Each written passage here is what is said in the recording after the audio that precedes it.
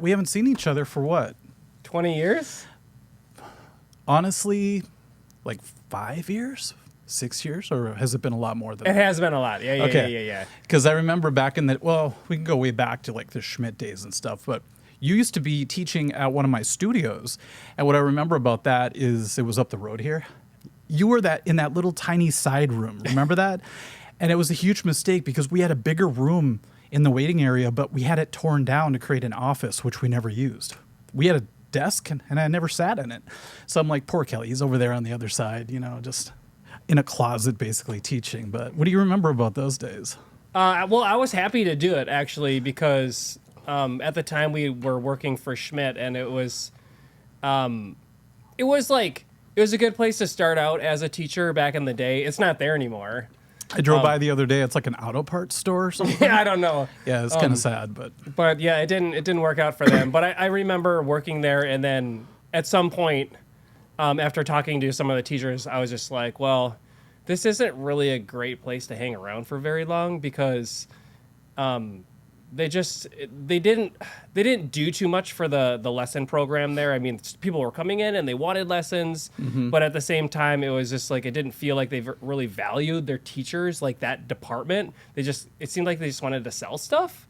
Especially towards the end. In the beginning, when I started teaching there, we had Carol, we had like all the office girls were always trying to get you. Exactly. And then it sort of, faded into something different. So you're right, towards the end. Yeah, it faded into something different. And during that time, that was like right when I had started teaching. So I was like super green, 21 years old.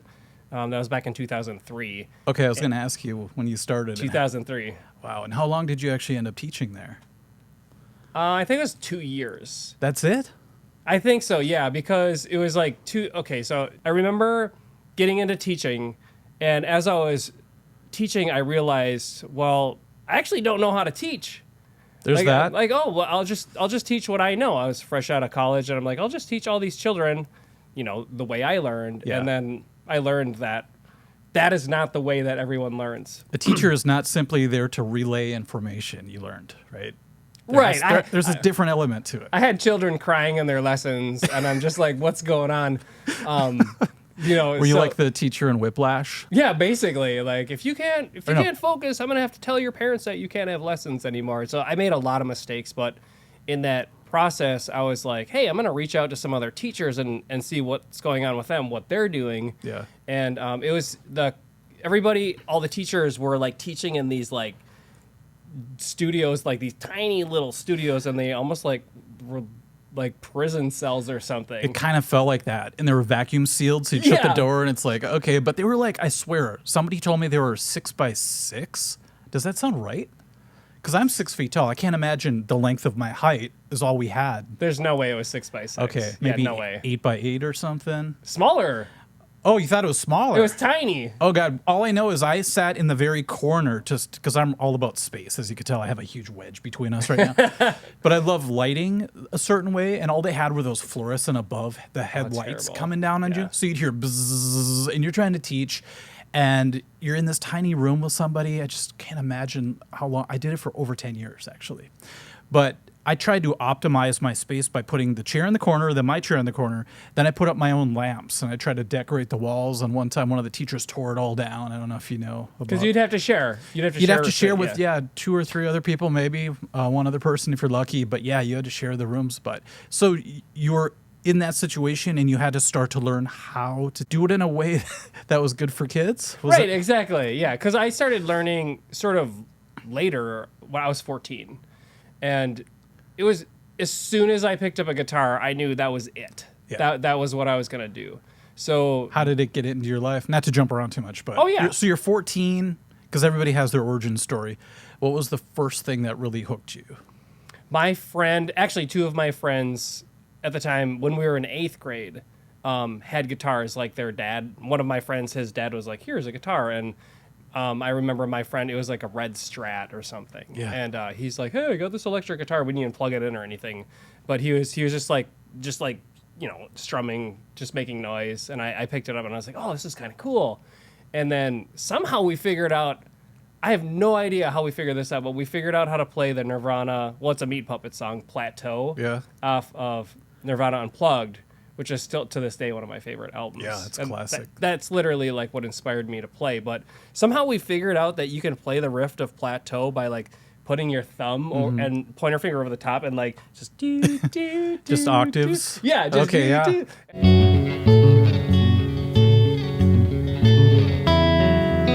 And just learning that was so inspiring. And then I didn't get a guitar yet, or my parents didn't get me a guitar yet, but my other friend had a guitar as well. And he was playing some stuff and he would like improvise and stuff. And I was just like, it blew my mind. And I'm like, dude, what are you doing? And he's like, I don't know. You're making magic over there, man. Yeah. Yeah. Seems like they're a wizard. Exactly. Yeah. So after that, I asked my parents, I'm like, hey, do you think I could get a guitar? This was a little bit later, like maybe like 6 months or something. It was from 8th grade to freshman year. And they're like, well, we're not going to buy you something, but we'll just borrow someone else's. And they, you know, they got that. It was like a Yamaha acoustic or something. And Oh, nice. yeah, and I just... So they didn't want to buy it because they weren't sure you were going to stick with it? Exactly. But you seem like the kind of person, even when you're a kid, that stuck with whatever you did. Like, did you do baseball or karate? Exactly. Did baseball for like 8 years. Yeah, you seem basketball like... for like, 5 years, 6 years. And you stuck to that, but they weren't sure about guitar? Like if you Yeah, did? right. Yeah, Okay. yeah. Gotcha. But when they gave me that, or when I got that guitar, I would just sit there for like hours playing it. And then they're like, oh, well, this is great. We'll get you a good, you know, we'll get you an electric guitar or whatever. They got some Lyle from the 70s at an antique store. I still have it. Really? Yeah, I still have it. Was it a garage sale or antique store? Antique store. Oh, wow. Because my mom's Actually- was an antique dealer. Oh, cool. Yeah, so... I bet she had a lot of cool stuff around the house. So they still have a lot of cool stuff around the house. It's actually really, the stuff they have is actually really remarkable. But she would always like, after that, she would find stuff and just be like, hey, I found this guitar. Is it anything? And I'd just be like, wall art. Yeah. Hey, what's this? I don't know. What's this?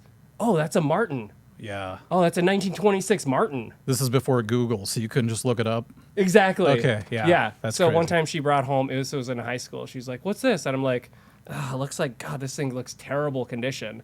And it turned out to be like a 1926 Martin. Wow. And so I was like, oh, this is legit. And it looks like hell. Yeah. But I still have it. Really? It's probably one of the, my prized possessions. Has some character to it, some scratches. it's all Exactly. beat up, Somebody yeah. screwed a pick guard onto it and then removed it. So there's like, it's like Willie Nelson style. Okay. But it's made of cedar and it's so dark and the wood is like, it's almost like, feels like it's ceramic. Really? The wood is so hard from just aging, but it Wow. just like projects and it's a beautiful instrument for doing fingerstyle.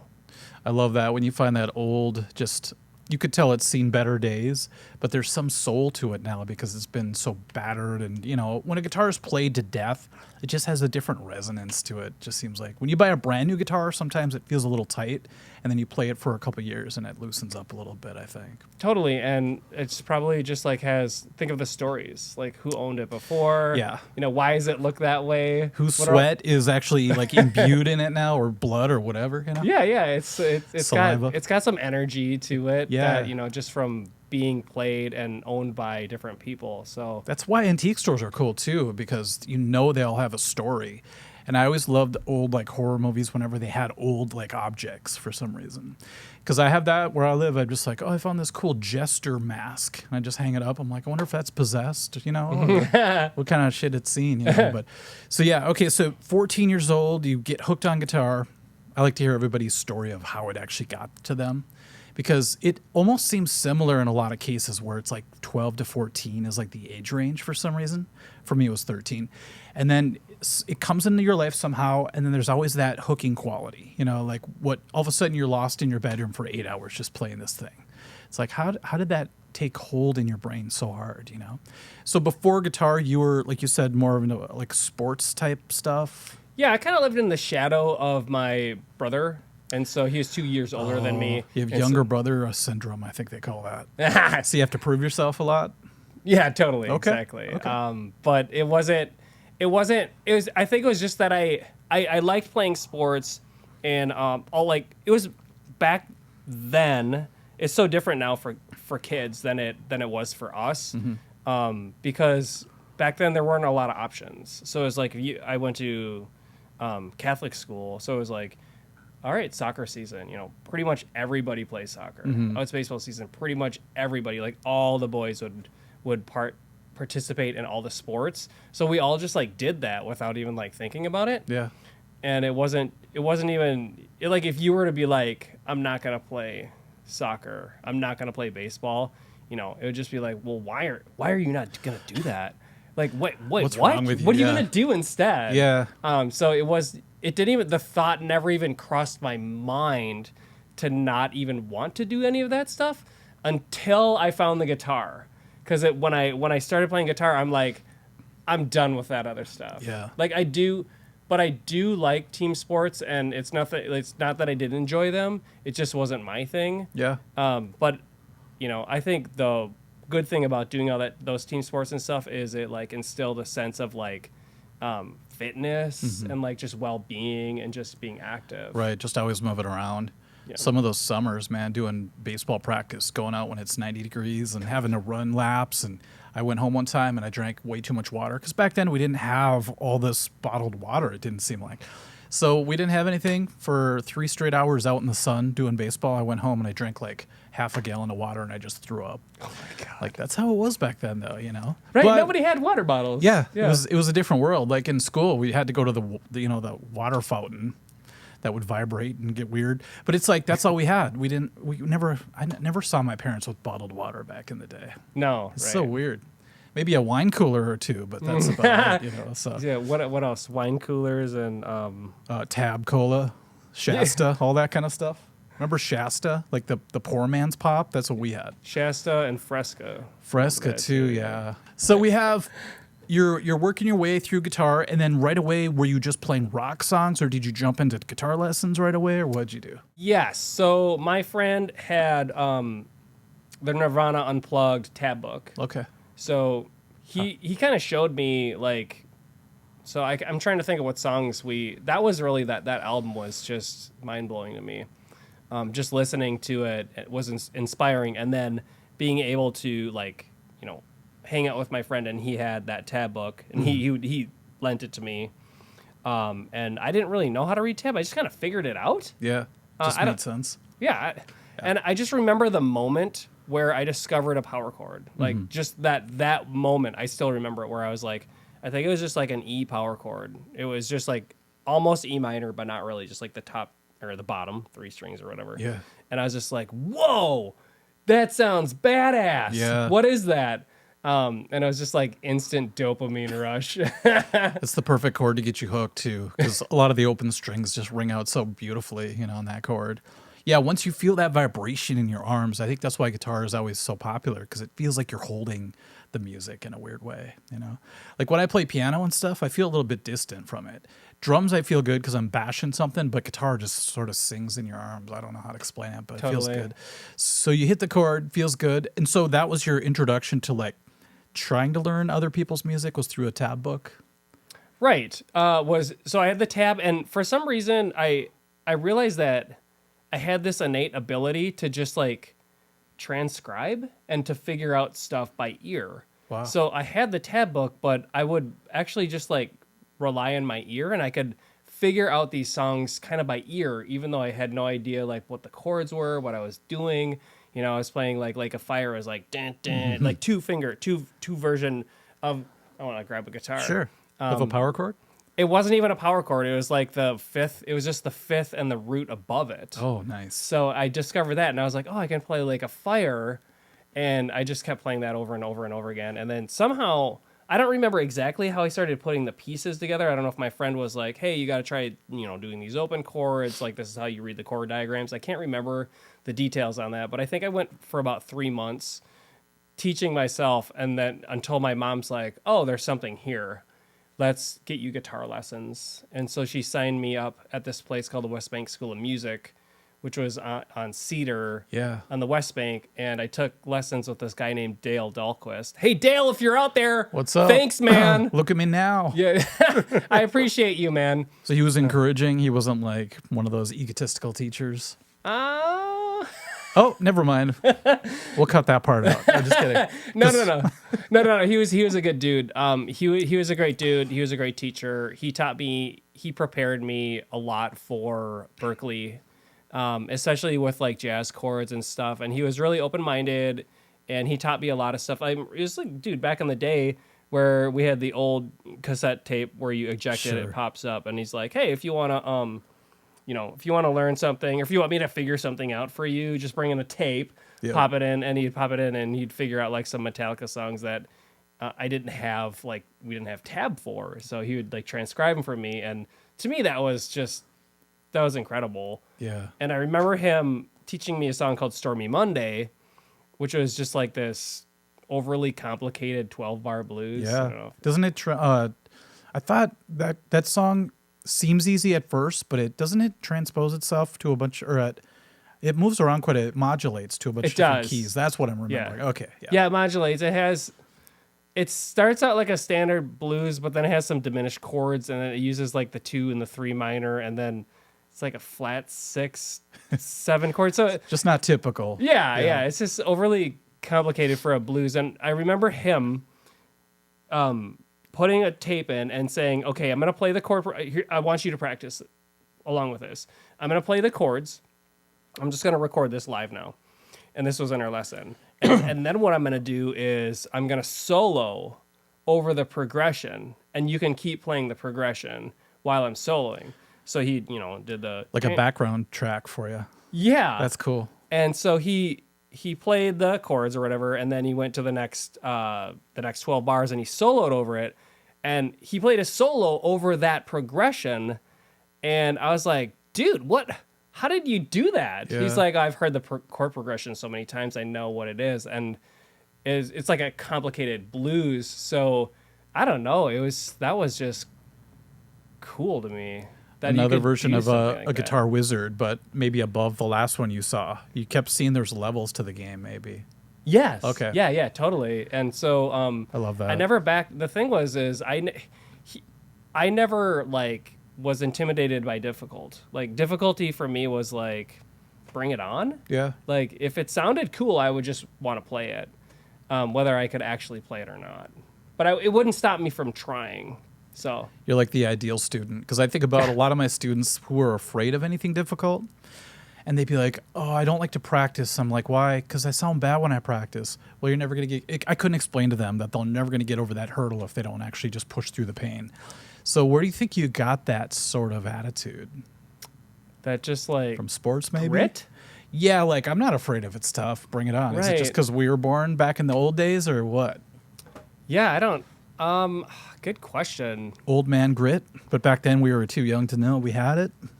Exactly. Yeah, just like never. Maybe it was just like never questioned, because I was raised Catholic. Yeah, you just had to do your stuff. You just couldn't do question. it. Yeah. But in this time, it was different because I wasn't being told to do it. I was genuinely interested in I like it. that. Yeah. So it was kind of like that hard work ethic, maybe, and the perfect storm for motivation. I like that perfect storm. Sometimes you wonder if it comes to you and you have to jump on it when it does, and if you miss it, if you just miss your destiny, or with the kind of tools you already have, you could go many different directions. Because I think you're like that. I always thought of you as like a journeyman kind of, because you'll be like, oh, what do you do, Mike, for exercise? I'm like P90X or whatever. You're like, oh, I think you asked me early on. And next thing I know, you like did the entire program. And I've never gone through the entire 90 days.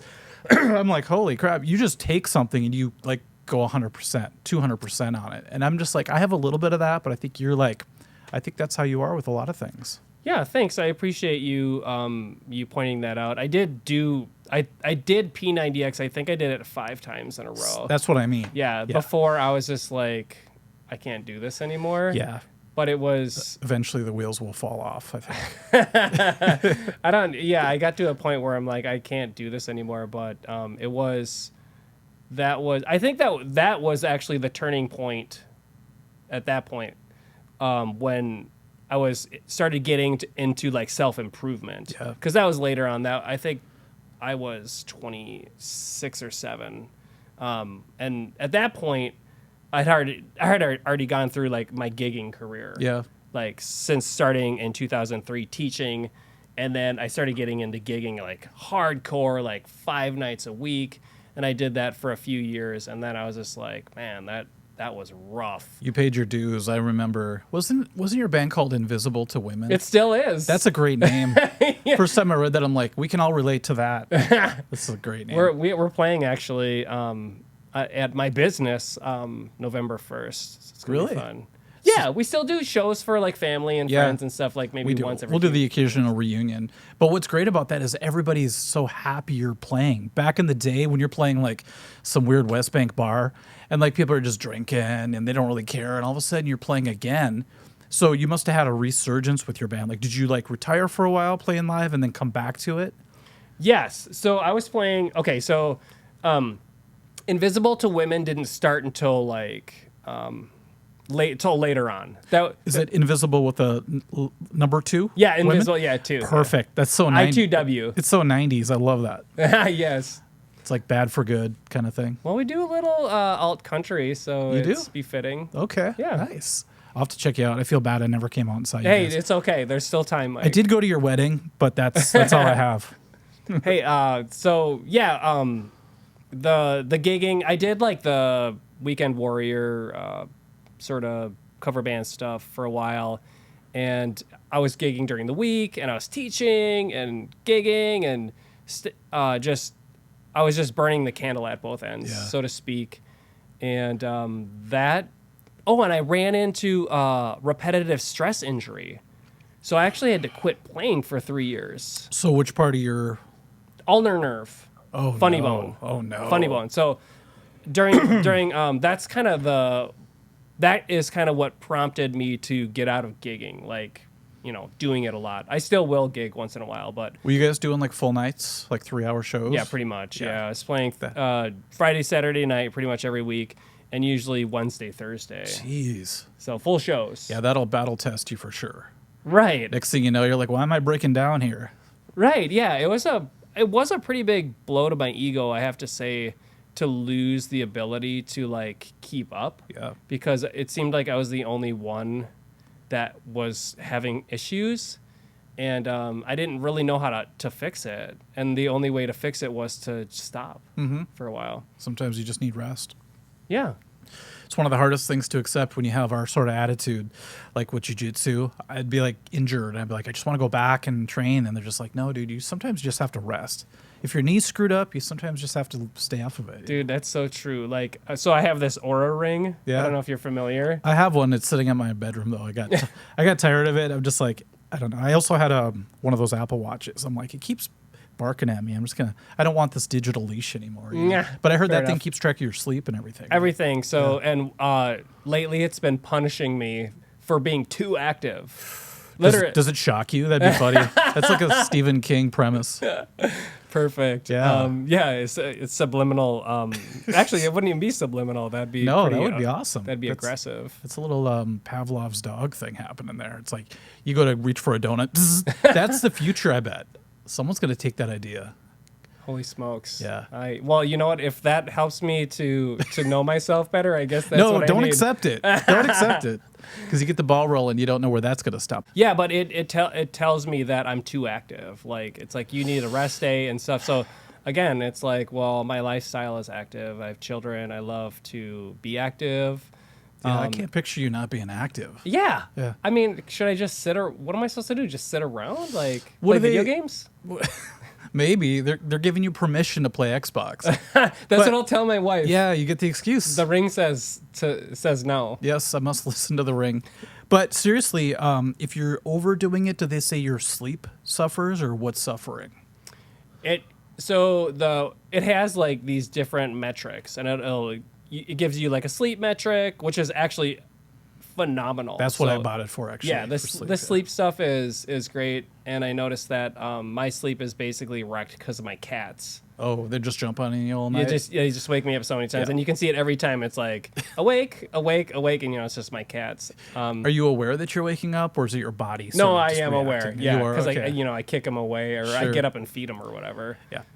So I'm sure you don't literally kick them for all you PETA Okay, PETA so- people. I'm just kidding. My cats are my best friend. So my cat I have a big fat Siamese cat, and he's literally follows me around everywhere. I love him. And his name's Ricky, which is ironic because my cat growing up was named Ricky. But we didn't name this cat. It was already named Ricky before we got it. So it's kind of like a sign we have to get this cat. Meant to be, yeah. Yeah. So this cat, like, follows me around. It loves me. I love it. And it's kind of smart. Like Siamese cats, Seal Point Siamese cats are really smart. Yeah. And so every morning it's got like a routine. It like literally has like a internal clock. I'll sit and meditate in the morning, and it'll hop on my lap literally every morning when I'm meditating, and I'll pet it for like 10 minutes, and then it'll sit next to me while I'm meditating. Is it purring as you're like meditating? Yeah. That's gotta be nice. Yeah. Yeah. So I have like this Zen cat, but yeah, the cats wake me up and stuff. But the metrics on this are great because they it gives you this readiness score. Yeah. So like it says like, okay, you didn't sleep, your readiness score for today is low, like chill. Or it's like you just had 20,000 steps, chill the next day, like relax. But I don't ever do that. So it keeps lowering my readiness. Oh man. Yeah, and I feel like I'm getting punished for being Yeah, that's kind of weird. I guess they don't want you to burn yourself out or something. But what if I didn't? I mean, I'm just doing the normal stuff. Yeah, you just have can you set your settings different? Like, maybe you're not your age. Maybe you're actually biologically 29. Oh, good point. Maybe they have to consider that. Because I have a MyZone band that I wear when I work out. And I try to get 100 points every time I do it. So if you're in the 80% of your, I think it's your respiratory capacity, it will tell you that you're in this zone that you want to stay in. But if you go to 90, it'll actually give you less points. Because it doesn't want you to just work yourself to death. So maybe it's just worried about you being too aggro about it or something. I guess so. Yeah. Well, I'm never going to be able to climb Mount Everest if I Nope. don't. The plight of Kelly. So you go through all this guitar stuff. You end up loving it. What kind of music were you covering mostly in the bars? Okay, yeah, good question. So there's a guy that I know. His name's Kevin Thomas, and he was the band leader at the time of a band called Power 10. And so he's like the band leader, and he booked bands, and he was a booking agent. And he had an idea to start a 60s, 70s like pop group. Really? Yeah, called the AM Transistors. Oh, wow. So we did. It's like a tribute to like an era. 60s, Right. 70s. Okay. Yeah, 60s, 70s This music. is before tribute music got big, right? Tribute bands? Because now they're huge. Like, I jumped on the train right at the right time, but this is way back in the day, right? Yeah, we got Okay. a lot of gigs. People Wow. loved it. It was a lot of vocals. Yeah. A lot of 3-part harmonies, even 4-part stuff. Which you're great at, by the way. I always tell Thanks, man. people like that one time you came up and sang a few songs with the Pitch Fever band, all the kids and stuff, and you sang Ozzy and you rocked it. I remember looking back at my drummer when you were singing. He's like, "Yeah, this is great." So you're multi-dimensional as a musician. So Thanks, man. The thing with my voice is people either love it or hate it. There's like no middle ground. It's kind of trying to think of why people would hate it. No, I can see why people, but I guess I can see that with any artist really. Like, Yeah. If you think of somebody like, I'm trying to think of an artist like there are some good artists and Almost singers. Any singer with a unique voice could easily be, not. If your voice has a certain timbre that people just don't love, I guess maybe it's the thing. But I can't explain it, but you have a very universal sound. It's hard to explain. Like, you could sing a lot of different styles. I think it'd be okay. But if you really wanted to buckle down, I think you could totally rock. I always said this, but like a John Denver tribute. Yes. That'll be your retirement plan. Yes. I'm setting you up right now. I'm good at seeing what someone's supposed to do. That sounds bad, but my friend Carrie, she's a left-handed guitar Clairvoyant. player. I don't know what it is. Yeah, I just feel like I have something, but every time someone takes my advice, it seems to work out. Nice. I just can't help myself. That's the problem. I can help everybody else. But she's left-handed. She can play bass, and she has like a short haircut, and she kind of looks like Paul McCartney, which is a compliment. Like a female Paul McCartney. I'm like, you should be in a female Beatles tribute. You would just Nice. clean house. You could tour the world, Call it the Sheetles. I don't care. Yeah. There probably already is one. But I just picture you like when you're like 70. I'm going to go completely John Denver on this stuff. You know what? I would definitely do that. I love John Denver, and my son, who's 10 years old, is like he's like a replica of me, but benevolent. Oh, He's isn't that funny? He's just like me, but way better. It's so funny you said that. It's okay. Keep going. I'll tell you later. But yeah, that's a good thing. He loves John Denver, and he loves he's like a kindred spirit to me because he just likes old stuff, likes old music. He loves the Beatles. Like you love the Beatles. That's one thing about us is like they're my favorite band of all time, and I always tell like students that like, you know, the Beatles are the greatest band of all time, and they'll be like, no, Taylor Swift is. And I'm like, well, she's an artist. She's in a band. You just got to give them time, I think, because it took me till my mid-20s till I found the Beatles like hardcore. Mid-20s? Yeah, because I used to rebel against the Beatles. I'm like, oh, every musician loves the Beatles, you know, whoopee, and I love Metallica, I love Megadeth, I love all this other stuff, Kiss.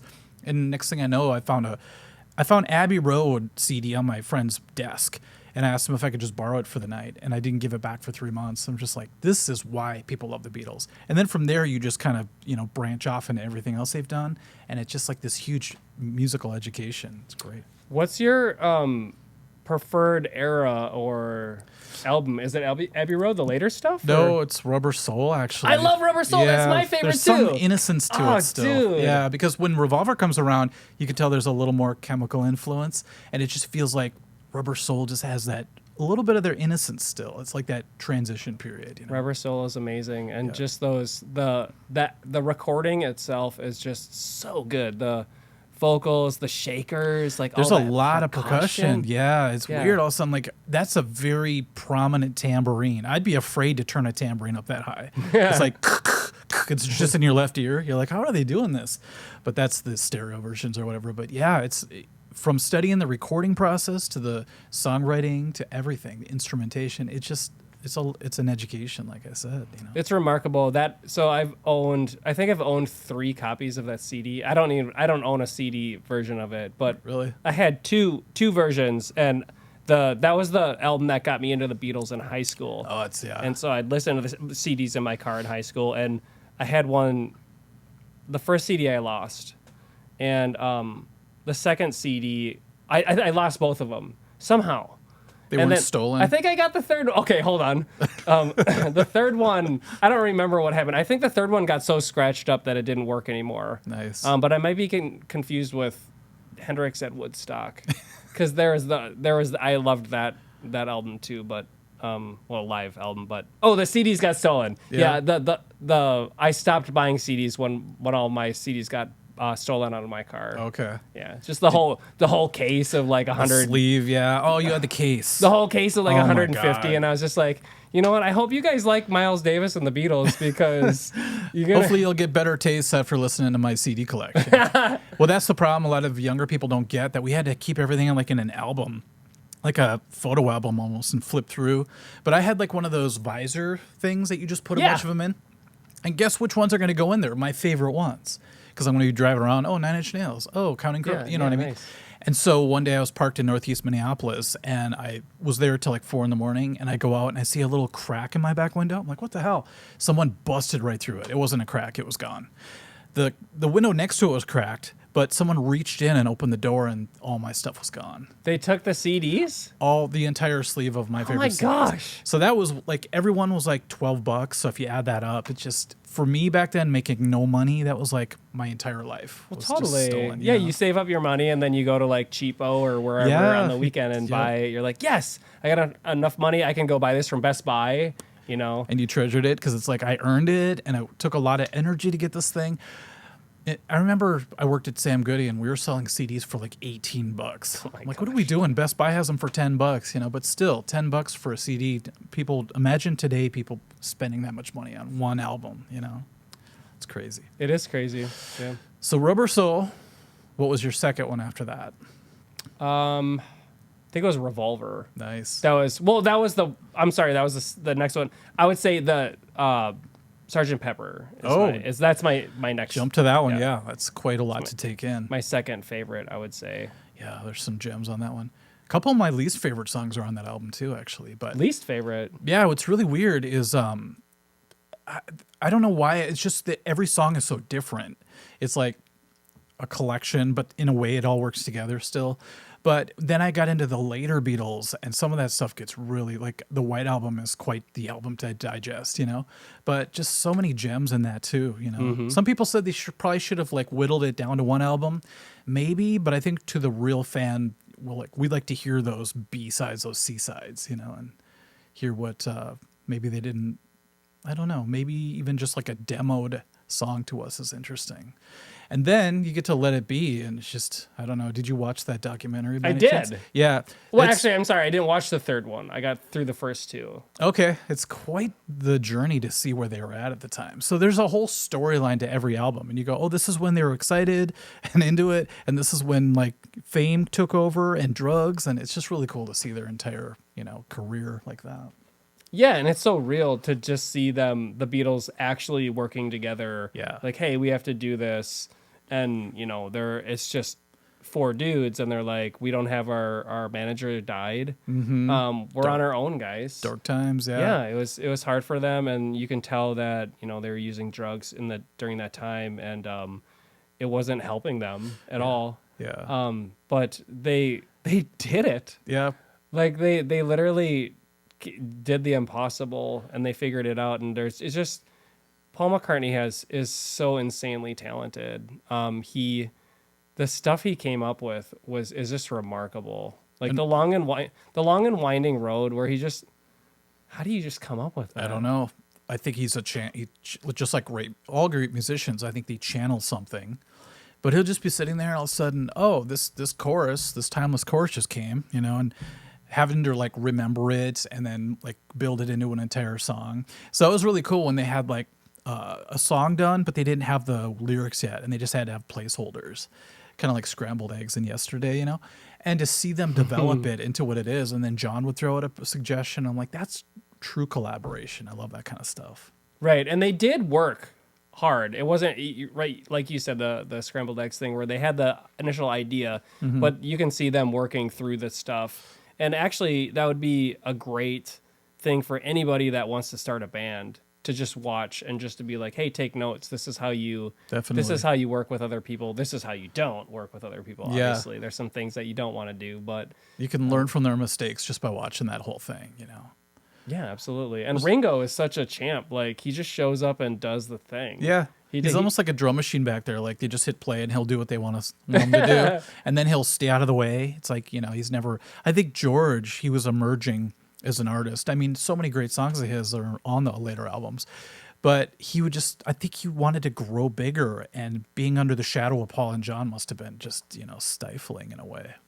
Totally. And you can I feel like I could sense his doubt during that. He's like, well, you need somebody like Clapton to play a solo. Yeah, that was like weird that. to hear that. Yeah. Yeah. And I'm like, no, dude, you're great. You're great. He's like, Clapton could just improvise and keep going. I'm like, yeah, but if you could like watch this back, 20 years, later, and go back and say, what was I thinking? I'm constructing these works of art in songs. Who cares if I can't just wail for 2 hours straight? Right. And I think they're only in their 20s. I think so at that time. Yeah. It's weird to think of how short of span that was from when they first came out to when they like disbanded. It's just like how a band could do that much in that short amount of time is amazing. It is remarkable. Yeah. But I don't know. When you're in a band, it's a lot of give and take, and it's not for everybody. So when you were finally like done with the live thing, did you just sort of go solo for a while just to sort of decompress from all that? Oh, so I had a lifestyle change, a pretty big one. So I got married, and I ended up moving to Florida for 3 years, and I lived in Florida. I had a lot going on at that time, so I ended up getting my teaching license, a master's degree in music education, because I figured maybe I want to actually be, so going through the process of learning to teach, I was like, maybe I should just actually be a teacher, like just learn all the, pedagogy and just like, child, psychology and just all of this stuff. So I don't know what I'm doing. And so I went through that whole process. I got married. I moved to Florida for 3 years, and I was thinking about starting to teach in a school in Florida, just be like a band director or a classroom teacher, a music teacher. Something real formal. Yeah. Yeah, because actually I did teach in a school for 2 years prior to that.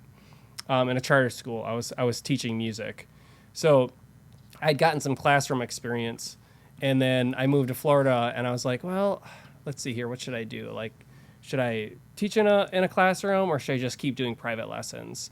And I ended up just doing more private lessons because the pay in Florida was so low. Really? Yeah, it was terrible, and it was like, I can't work full time for this. Yeah. Like, I can make this just doing private lessons. Yeah. Like, there's no way I can't do that.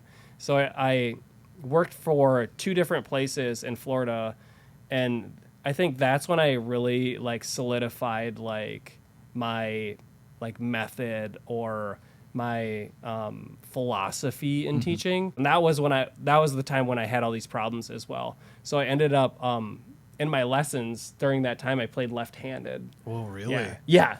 That's hardcore, man. I know. That shows your dedication. So that alone was just a reality check for me, because I got a left-handed guitar. Actually, I just restrung a righty for a while, and I was like, this is not good.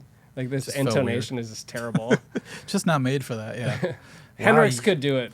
So you kind of relearned in a way to teach. That's interesting. Because you do have to relearn everything when you go left-handed. I've tried it before. I couldn't even play Iron Man. That's what I mean. Horrible, yeah. Yeah, and you think, wow, I already know all this. I just put my finger here. I've taught this, 100 times, 1,000 times. But to actually just play a D chord took months. Yeah. So it made me really rethink what I was teaching. So I was like, Interesting. well, if I can't do this and I have all the knowledge and experience, there's no way this 8-year-old's going to be able to do this. So Yeah. I need to rethink what I'm teaching and just sort of like back off and, just rework my method. That makes sense. That's why you're so good at taking people from the very beginning and then step them up in the right way. As opposed Thanks, to man. some teachers, like earlier I said, the egotistical teacher, where you go in and the guy's just like, here's my Ingve licks. It's like, I had one guy like that before. Ingve. Yeah, it's not the teacher I'm going to have on for my next podcast, who was my first guitar teacher, which is so Sweet. cool that he's still around Yeah. and we can talk. But just wanted to, the whole time it was almost like he was trying to sell me on the fact that he's good. I'm like, I already know you're good. That's why I'm here. Just teach me. He's just like, check this out, But I don't know. I just think you lost all that probably because you were, I don't want to say humbled, but you had to go back and relearn from the beginning yourself. That's really cool. Right. Thanks, man. And it just turned out that I really loved the experience of teaching beginners and teaching children.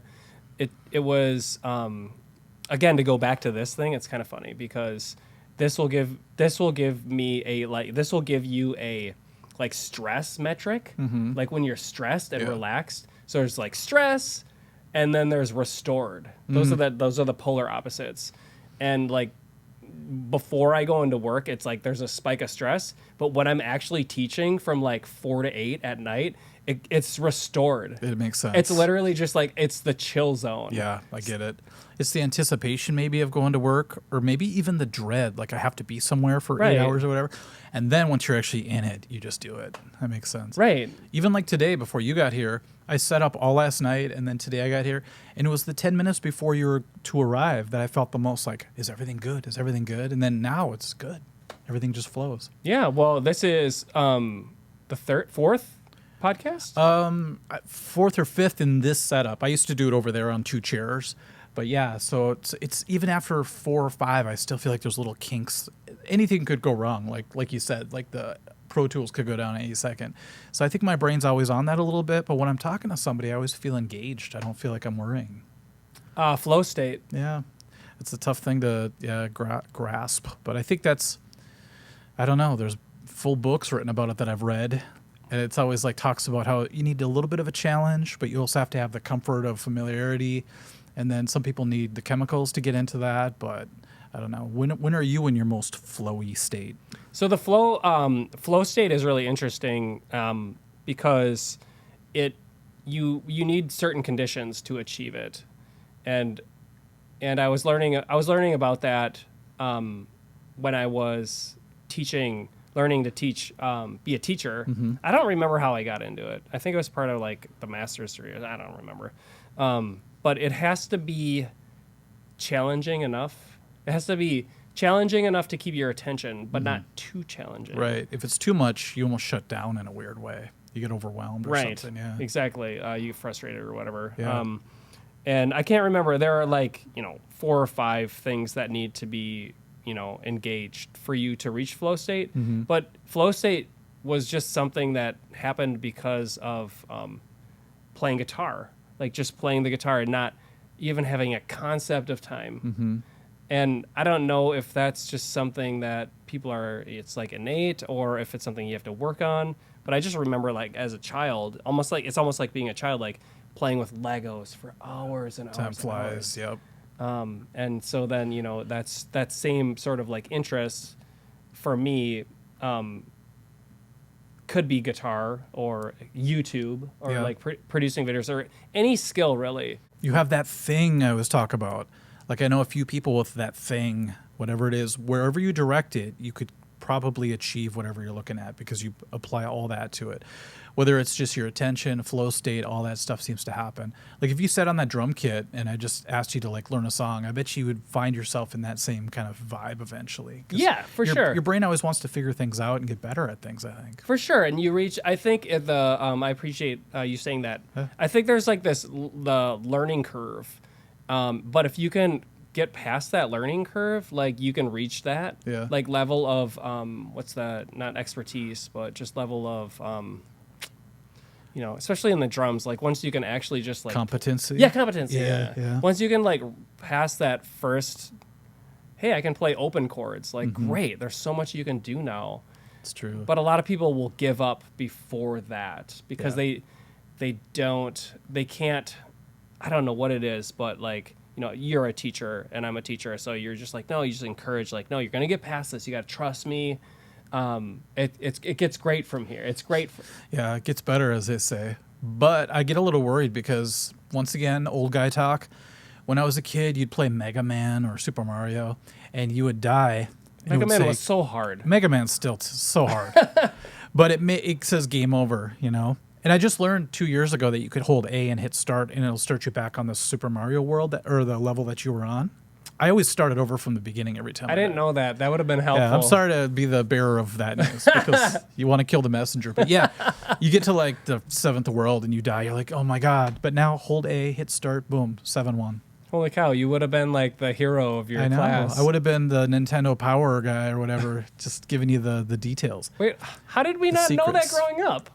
I don't know. I mean, we knew the up, up, down, down, left, right, B, A, start. Yeah, we knew that. It's locked in my brain forever. But yeah, we didn't know that. Mike Tyson to get to Mike Tyson. The code to get there. I had all the codes written down as a kid. I remember getting a notebook and being like scared. I'm like, oh God, don't shut up. Is that uppercase or lowercase? Yeah. Oh, that's true. With Metroid, I'd always get the wrong case. I'm like, oh no. 0 or is it a 0 or is it an O? Oh yeah. I don't know if you even have the slash through the O, so the 0. So, but I don't know what it is. It's just. We struggled so much, and now I play newer video games, and if you lose like 3 times, it says, do you just want the easier version, or do you want to just skip ahead? And I'm like, oh, it's such a bad lesson to teach people, They do hold your hand for the most part. I will say for the most of the Nintendo games are really nerfed, but I don't know if you've played Breath of the Wild, but that game is legit. Is it? Okay. Breath of the Wild and Tears of the Kingdom. I don't play many video games, but me and my 3 other friends on Thursday nights, we grind on those games. Oh, that's awesome. It's like our buddy like hangout time. Yeah. And we're so stupid it takes 4 of us to beat the game. That's good though. You put your mind meld together and you beat it. But is that all on like? Because I have a Switch. It's all on Switch. Yeah. I just bought a PS5 because everyone told me I had to nice. buy or play like Red Dead Redemption 2. And I get it. It's a great game, but I got it for the new Resident Evil 4 version, which is really cool. But I still have to say, my VR headset, I have an Oculus 3. I think but it's a Quest the third 3? one. Quest 3. Yep. And playing the old Resident Evil 4 on that is like the best thing in the world. Nice. Because suddenly I'm in the game. I look down, I have all the weapons. Like, this is crazy. So, yeah, but they don't give you any help. It's just like, if you die, you die. It says you're dead, literally. So, you're dead. yeah, I don't play the games that you're talking about, though. Are those more involved? Are those like... Breath of the Wild? Yeah. Breath of the Wild is a remarkable I'm game. gonna look it up real quick. Yeah, Breath of the Wild and Tears of the Kingdom is the sequel or the next one. Oh, it's Zelda. Yeah, Zelda. I have that game. Oh yeah, yeah. I just haven't put the little memory card thing in it yet. It is. I will say, the story is kind of lame. Yeah. It's really a letdown. I'm sorry if you like the story, but Is it some princess or something? yeah, it's just Okay. it's just so like the princess is just getting you to do everything for her, and you do everything, and it's just like no, now you have to do this, and it's just like come on, Link. Sounds like Just- marriage. No, I'm just put your foot down, man. Yeah, stand up for Get a yourself. little masculinity. Go date. What's the Metroid person called? Samus? Yeah, I didn't know that was a girl. Did you? No. Samus is a girl. Yeah, well, no, I didn't until later. Okay. Until much later. I thought I was breaking a lot of news to you today. no. I knew Samus. I didn't ever beat Metroid because I didn't have Metroid for the NES. Oh man. I think I beat it with help. I think I had like a play along book or whatever, one of those guidebooks. But have you ever played Super Metroid? No. Oh, it's as good. A lot of people go, "Oh, I can't be as Switch? good as the original." I have it on the Switch for SNES, but yeah, For Super Nintendo. Yeah. Super Metroid, play it. You'll love it. Sweet. Yeah, I will. I'll try Breath of the Wild for what you're telling me. Seriously, Breath of the Wild will blow your mind. Okay. It'll really. It's challenging in so many ways, and I don't know. You'll see, but it is a 10 out of 10 game for sure. I just think because I was a kid during like the boom of video games, I think I was there when Pac-Man was invented. I think. But it got to the point where I'd go and see Pac-Man at a pizza restaurant or something, and I'd play it, and I just got just totally obsessed with the idea of video games. And then we got the Atari systems and all that stuff, and that's why I have arcade games here, because I'm still obsessed with just the sound and just I don't know, even if the game sucks, I just like the aesthetic of it sometimes, But do you remember your very first system? Yes, I was. Can I guess? SNES. No, it was NES actually. Oh, I was nice. 7 years old. We got it for Christmas. So you're the kid with the box all excited for Christmas? Yes, exactly. Nintendo, that was such a big deal. It was a big deal, and I remember that my brother and I. He's 2 years older than me, so I think he would have been 9. But we only had like 3 games. We had like. That's all you needed back then. Super Mario Brothers, Duck Hunt, and Excite Bike, maybe? It was no. I think we had Mario. We had ice hockey. Yeah? And we had, what else did we have? I don't know. My dad was pretty good. There were a lot of video rental places back in the day, and you'd go and you'd rent a game for like 2 or 3 days for like $2 or something. So he'd always. Really? You could do that? Yeah. So my dad would always be renting. Like my dad loved movies growing up. He watched a ton of movies on VHS. We got to watch basically anything he watched, and it was great because he let us watch rated R movies when we were kids. Whoa. And yeah, so we watched all the Friday the 13th movies, all the Nightmare on Elm Street, like you name it, just every movie. That's why you're so cool.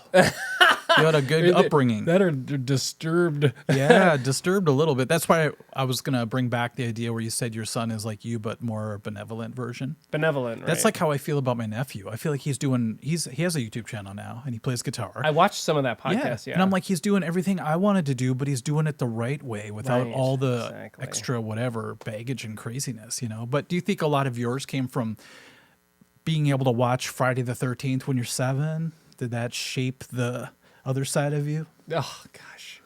Yeah, no, I don't know. It definitely makes me I definitely feel a bit rough around the edges, like kind of, but that might just be from my parents or whatever. So it's my personality it's just like dichotomy of like, just the person I am, like my genuine self, which is just like kind of this rough around the edges, like blunt, like not harsh, but like, and not mean or anything, but just kind of like, my genuine self, who I grew up as because of my upbringing, and like this part of me that is like meditative, Yeah. trying to be compassionate. Mm-hmm. So seeing this, I was like, well, I have to do something. Got to balance out. Yeah, a I got to little bit. balance it Yeah. out just to be a better human.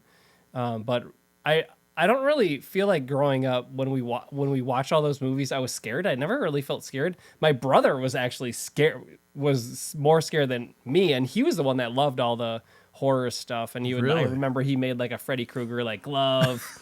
Out of like tinfoil or something? He had like a gardening glove and then like cut some popsicle sticks and painted them silver and stuff. Okay, that's awesome. But yeah, that kind of stuff is like what my son does. Like he makes all these props, and it's pretty remarkable because like I was editing videos for my son because he makes videos. Nice. Like him and his best friend make videos. They like reenacted the Indiana Jones idol thing where they like put the camera or they put the iPad over here and they do this shot and they're like, no, let's do this shot. Wow. And now he's editing on his own in CapCut. Damn. Yeah, dude, he's friend uses editing that. videos Yep. as a 10-year-old. They're way ahead of us. It's crazy. Yeah. I think our accomplishment was hooking up the Atari to the TV with a butter knife. Like, oh, I did it. Your dad thinks you're all like high tech. Or Yeah, whatever. exactly. Yeah. But now they're editing on iPads. UHF or VHF? Channel 2 or Like, 3. it was the two prongs you had to like stick up there. You remember that? I remember being a kid. My dad got us the Atari 5200. I have the box over there actually for my birthday, and it came with that thing with the two prongs. And I had to get out the butter knife and make sure. I'm glad I couldn't electrocute myself back there. But then you'd hook it up and you'd flip it to a game instead of TV, and boom, you're in another world. I think that was magical though. It was magical. And nowadays, magical is an iPad. You could do something and share it with the world. But back when we were young, you would do something. You would like put it on a VHS tape and show it to your grandma or something. That's all you could do. So yeah, and back that's kind of like what AI is now. Oh yeah. Because The it's next like for us, we're just like our minds were blown. I remember being 9 years old, or maybe I was 10. It was 19. I was 9 years old, and I had this cool aunt. Well, I still have this cool aunt, and she's one of my favorite people. Thank God for cool aunts, by the way. Seriously, Yeah.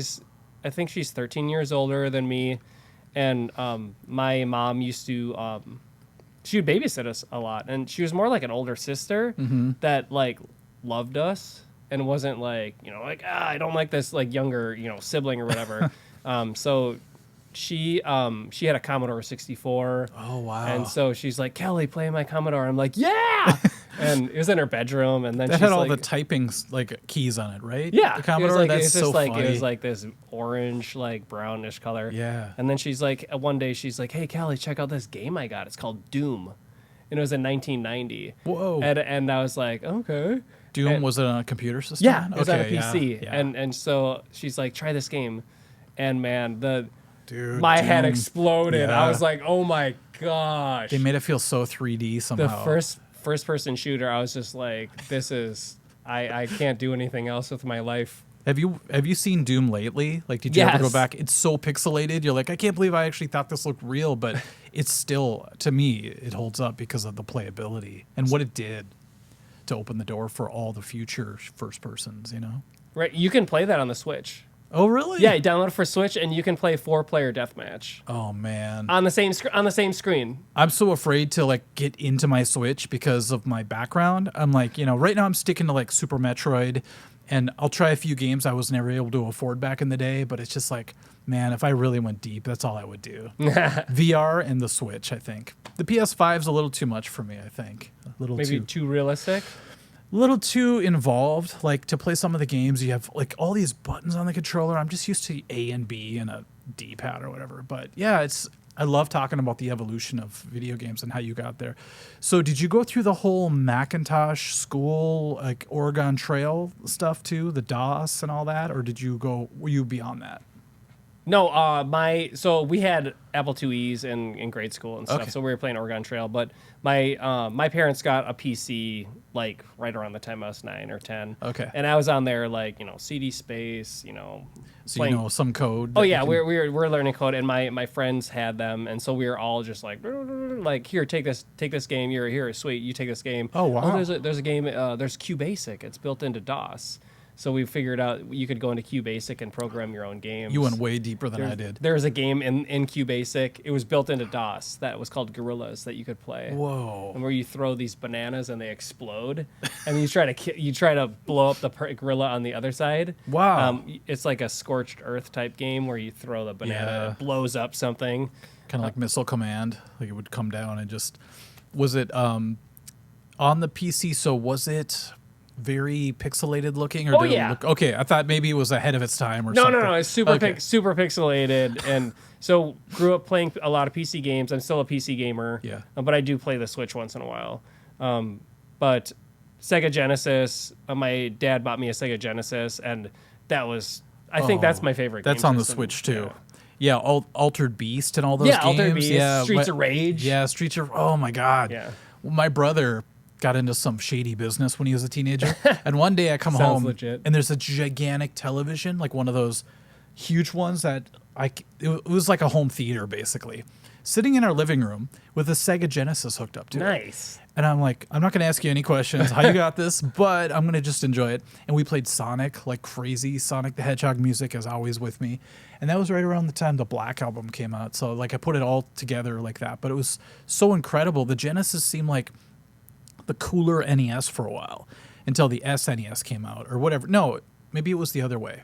No, I think that's right. Okay. Or they were around the same time. Okay, because I remember when the SNES came out, that trumped the Genesis in a way because suddenly you had like Super Mario World and you Right. had a lot of other cool things. But Donkey Kong. yeah, Yeah. Star Fox. That's right. Yeah. This was all before N64 came out for me. So to me, the SNES was such an awesome jump up, but the NES is always very special to me because I think it came out in '85. That's crazy.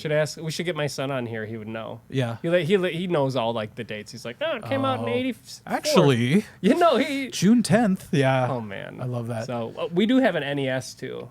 A real He one? wanted one. Like a physical? Yeah. One? Oh, yeah, my wow. son wanted an NES, so I was like, all right, let's go get one on eBay. Bought one for like $60, and we have like 5 games. Oh, that's cool. yeah. You get to play it the real way. It's almost like when a dad buys like a record player. It's like, we're going to show you what it was really like. The real deal. He wanted it though. I wasn't gonna be like, I'm gonna spend money on an NES. Stay here. I'm going to grab some. Yeah. For you. Yes. This is like a kind of a newer, cheesy version of it, but we got the Sega Genesis, baby. We got it. So we got the 16-bit. It's dusty, but it takes cartridges. It's legit.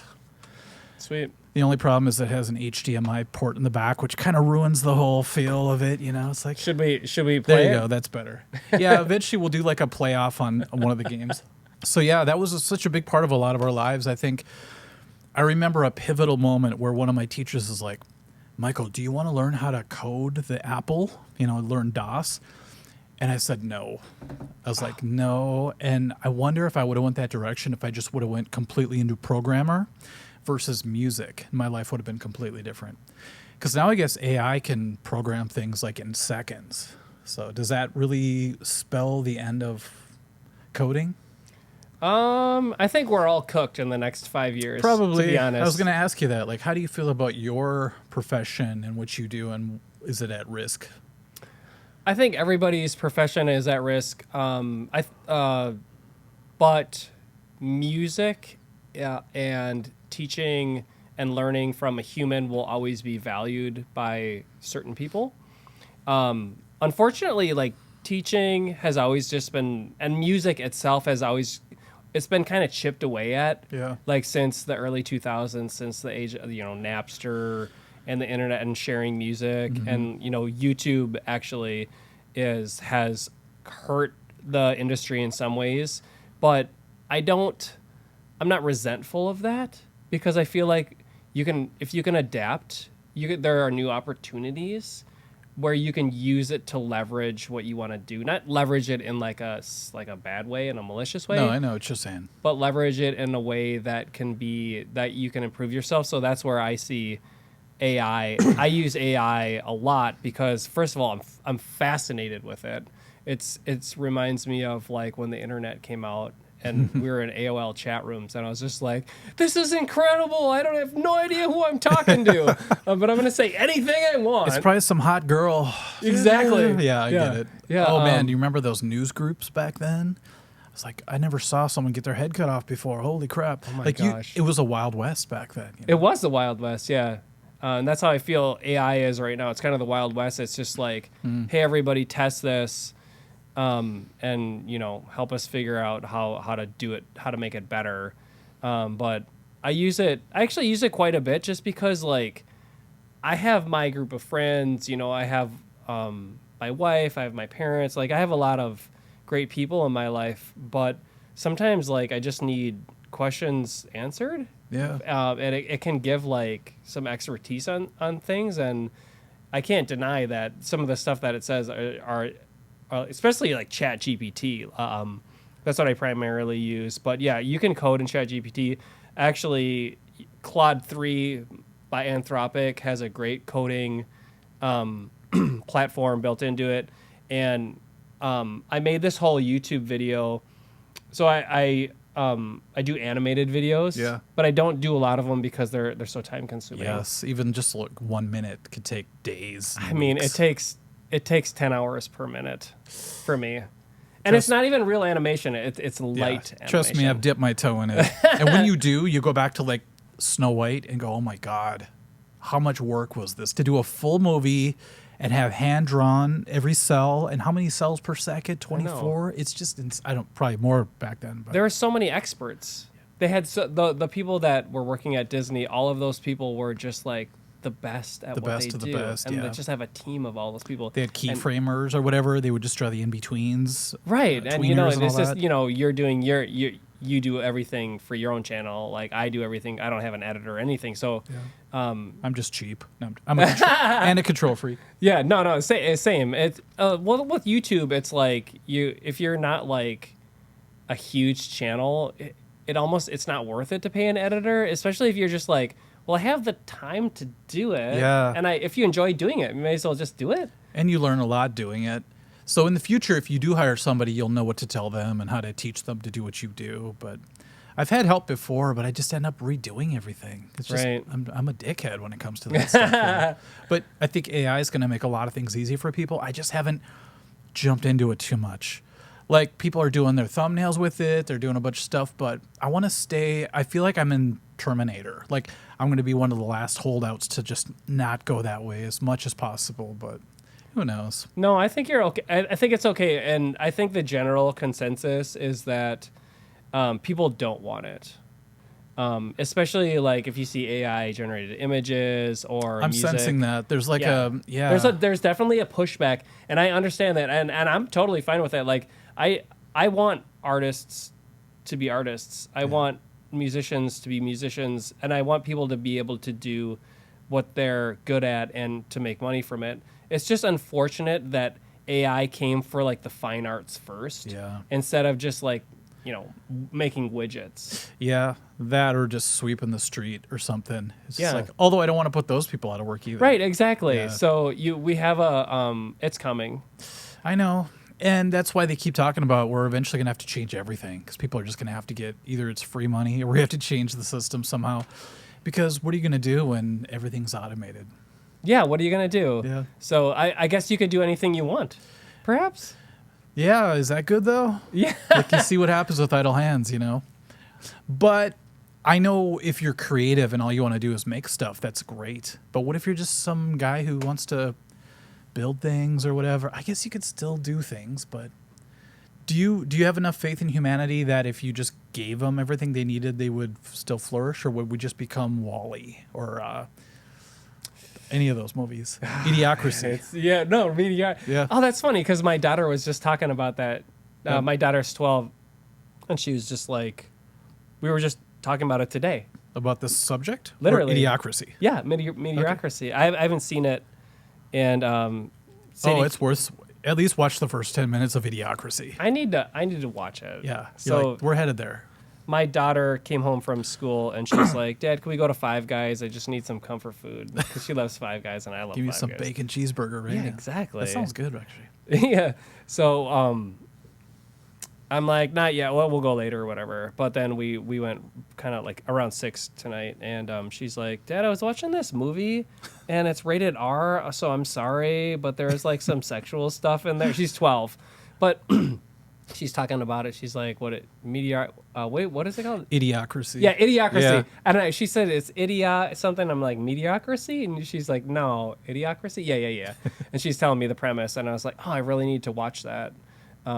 But that's ironic that you said that, because she just talked about that. Weird. I think it's that clairvoyant thing you Yeah, said. About no, me yeah, picking you've up got on it, Mike. So I just need to get in that John Denver cover I guess, band. yeah. I'm telling you, that's your ticket for retirement. Because right now, tributes are so big, and people just want to see some kind of thing that reminds them of the original artist. I was in a Heart tribute band. I still am. Yeah. We don't even look like Heart, and people love it because the music is good, But yeah, Idiocracy is so funny because in the beginning it shows you like the population and how we got to this point, and then it talks about how the leaders are like wrestlers, and it's just like we're already almost there, and people are watering their yards with Gatorade. It's just so funny, but it's like that's where we're headed, I think. Well, yeah, it is. It's kind of, I mean, the writing is on the wall a little bit, and we can see it because we're older. But even like it's remarkable that even like I think there is hope for humanity because like I do too. even my daughter who's 12 can see that. Yeah. Like, and I see it in my children, like they're not naive, but they're also not like hopeless either. You sense the seed of like possibility in a lot of young people. At least I do. Yeah. Like totally. I see my nephews and I'm like, oh, you have a good head on your shoulders. I don't know how coming from my family, but you definitely can see you have foresight and you see the trends that are happening and you don't want to go down these dark roads. And I just wonder if maybe I watch too much reels or something and I see a lot of stupid things all the time, but I always feel like we're just, circling the drain at this point. Yeah, it is. It is difficult, especially if you're, like on Reddit or like doom scrolling, especially Reddit. Like you get a very skewed version of what you think like young people are, especially like Gen Z. It's like, is there any hope for us? Maybe like, they're just not on there. That's the problem. They're out doing cool things. The good people. The other people are all complaining online. I don't know. Totally. I've been on Reddit a few times. One time it was a page dedicated to ripping on my channel. What? And just as like torture, I was just like, I'm gonna read through it, and I started like replying like an idiot. I'm like, well, actually, blah, blah, blah. And then I realized, you know what? Don't do that. People need a place where they could just rip me to shreds if they want to, and just get it out of their system. And I just have to leave it alone. That's a good. You know what? I think that's a good segue. If you want to talk about YouTube comments and YouTube. Well, we should tell people your channel just hit 70,000. Yes. Which, okay, I got to tell people this because it's so funny. I think at 50,000, I'm like, we got to do something together. And then 20,000 already went by. But I have maybe 7 friends that all started channels. And they're like, some of them are really into it. Some of them just post once in a while. But I noticed like you went crazy and just took off at one point. Like what happened to make it go from where you were? I think you said you were meditating like an hour a day or something. And I keep thinking maybe you just got some great ideas and then you implemented them, but all of a sudden, bam, 50,000, 70,000. I know, right? How fast did that happen for you? It is. Okay, so I started it over COVID. Oh, yeah. It was a COVID thing. And so I started a YouTube channel and my wife started investing in real estate. That's so a we both good had combo, yeah. Yeah, so we both had our side hustles and I really didn't. The thing that had always held me back, I wanted to do video and I wanted to do YouTube, but the thing that was the barrier for me was I didn't have a camera. And so the real barrier, the removal was getting like a good iPhone. Yeah. And I was like, oh, this phone has a good enough camera where I could just do videos on it. What version of the iPhone was around in 2020? 6. It was only on 6? I had a 6. That's what I was doing videos on when I first started. Because I remember having a 5 and I had like the small version of the 5 and it was great, but it wasn't nearly, I don't think it was ready for video quality at the time. Maybe the 6 was though. It was. Okay. Yeah, it wasn't, I think it was only 1080. Yeah. It wasn't high def. I still use that. Yeah. Well, I use high def 1080, whatever that is. I don't do 4K because I look better in low definition. That's the secret. That's funny. So you used your iPhone and it was just one phone, one camera. Right, angle? exactly. Okay. So I started just making, I'm trying to think what I did. So I have a book series and my idea at first was to just like kind of promote this book series just to be like, well, it was a kid's beginner guitar? Yeah. Okay. Yeah. So I had this book series. I still have it. And I was like, how can I promote this more? So I'll make some videos. And I started doing like, just like this song, let's learn how to play this song on the guitar, let's do this tutorial for this. And then I'm like, you know what, maybe I'll just make like a kids series. Because I started getting into like the YouTube like thought process of like, well, how can I, like, what are people searching for? Like, what are the videos that are available? Like, where are the content gaps? So I'm just starting to get an awareness of like YouTube and like what I can do to differentiate. So you're looking for the demand to supply. Yeah. Yeah. And so I was like, well, there aren't a lot of videos for kids. So maybe I'll just make like 4 or 5 ukulele videos. And so I made these videos and I'm just like, whatever. And I published them. It would be like 1 a week, 1, 2, 3, 4, 5. I think I made 5 of them. And then I was just like, that's it. Is this around the time when Somewhere Over the Rainbow got big and all those people started going uke? Or It was that after that. After that, okay. Yeah, it was after that. It was in the zeitgeist then that people liked the ukulele. Right, the ukulele. So I published all those, and then I was just like, that's cool, whatever. And then just kept making some videos and, learn this, like just songs, just like playthroughs of songs. And then all of a sudden, boom, this series just like skyrockets. Yeah. But it didn't skyrocket for a year until after I published it. So you look at the analytics, it's like a flat line, and Yep. then just bam. Boom, Yeah. right on Christmas. Oh, when everyone's buying ukuleles? Okay. So Makes everybody sense. got Christmas presents for ukulele, or got ukuleles for Christmas presents, and all these kids went to YouTube to learn. Beautiful. And they found my wow. videos. Yeah. And that was it. Boom. So if you go to the if you type like ukulele lessons for kids, it'll get, the top top one. billing. That's So I just kept huge. making those. I'm just like ukulele for kids, this ukulele for the kids. You found a that. niche or a niche, whatever you want to say. Yeah, and I was okay with that.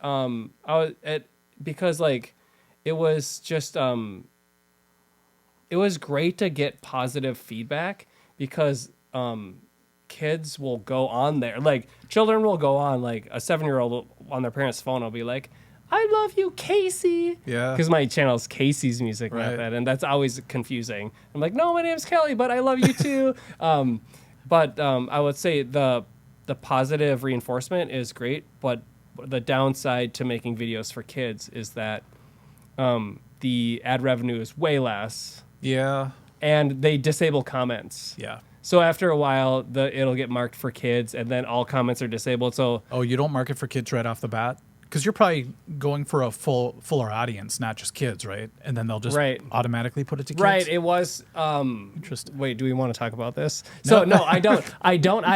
I never mark anything for kids. Interesting. I make YouTube force me to do it. Okay. Even though they say like if it is for kids, but here's my defense, YouTube.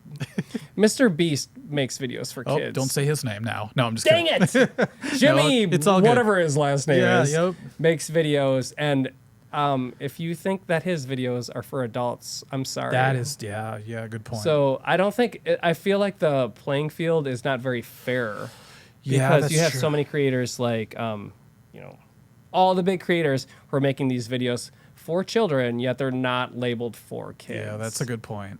So how do you compete with that? I don't know. And it You changes can't. all the time. Whenever there's some sort of problem, suddenly we all feel the wrath of it. All those adpocalypses and all that stuff. It's just like, it's not our fault. We're doing our thing. It's just these guys at the top are screwing it up for everybody.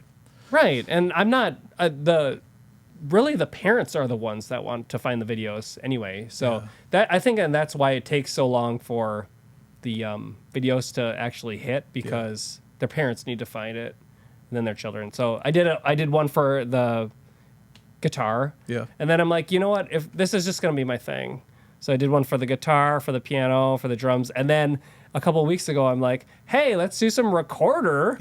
Let's just throw that out because I have recorders and I've played them and I've we taught all had to play recording. them in school, so hopefully Yeah. people still have them. I don't know.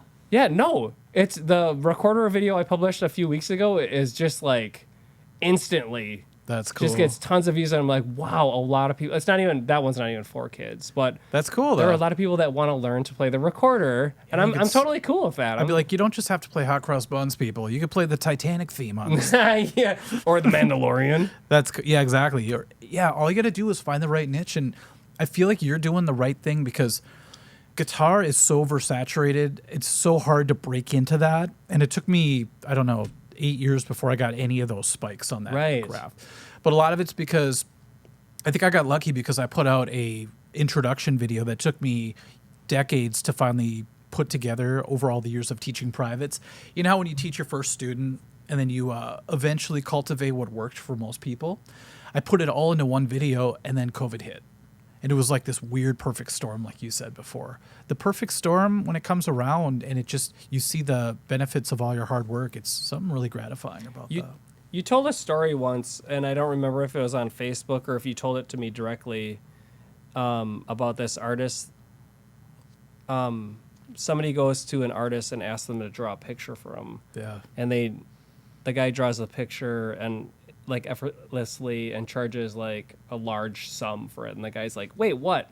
You drew this in a minute and you're going to charge me this amount? And then he opens up like his, cabinet or something and all these like crumpled up Thousands and thousands of tries. Yeah. Yeah. Thousands and thousands of tries. And so the value of what you offer is remarkable, and it's just as valuable as what an electrician can do or what a carpenter can do. A plumber. It's funny because the story is also a plumber. You could say that too. Like he went in and fixed the toilet in a minute, and some other guy took 5 hours and charged less or whatever. You're like, well, you're paying me for the 20 years that I put into learning how to fix it that fast. Right. So yeah, there's something to just having. Like for you, all the Berkeley studies, all that stuff, you have this well of knowledge that comes out in bits and pieces in your videos. But people don't realize that what you're dripping out is like gold because it's all been cultivated over all those decades of learning and trying things out in real time. Like I tell people, everything I put out is time tested. It's not just, I think this will work for a lot of people. It's like, no, I've seen this work for a lot of people over 30 years of teaching, So I think there's benefit in that. And I think a lot of people who do YouTube can benefit from asking, what do I have that I uniquely bring to the picture that someone who just started last year can't bring? Because when you talk about all your experiences of playing live, like you've had so many things that you've gone through that a lot of people have never gone through. And just bringing that out, I think, is a unique thing that's actually of value to people. Sometimes I think we take it for granted because it's part of our life, like playing live. But if you talked about, your worst gig ever, it's like a lot of people have never played one gig. So you have a lot to offer that maybe you don't even realize at this point. But great. Yeah. And I agree with you. And something that I like about your channel and about like what you do as well is that you tell stories and you have those experiences of playing that gig where, it was for some reason, like you couldn't hear well. Somebody threw up on you. Yeah, it's just like it literally happened. Yeah. It's not just imagination. And it's amazing how we remember. We do like hundreds of gigs, and then we remember like those 3 terrible ones. Right. The 3 worst ones where you're just like, oh my gosh, there's like that person was in the audience there, and I was playing. I didn't even know what I was playing. Like, was I even on like in the right key? That's the worst when someone you respect is watching you and you have your worst gig. You're like, oh my God, why does this happen? For sure. I think that's maybe an evolutionary thing where your brain remembers the bad stuff so that you fix it or something. I don't know what it is, but I'm sure you've had, your worst gig, and it's probably very interesting. I don't know if you want to. The worst gig? Yeah. Do you remember? I remember a couple of them, actually. Well, here, since I'm looking at that bass guitar over there, and you should really do like a tour of your studio because you guys don't even see like how many like guitars are around here. It's amazing. I feel like a kid in a candy store. There's some in the bathroom actually too. Did you notice that? Holy cow, we haven't even gotten those out yet. I remember I was playing at Lee's Liquor Lounge. Oh, Lee's. This wasn't even that. I mean, this was bad. Is Lee's still around by any chance? I don't think it is. Oh, damn. Yeah.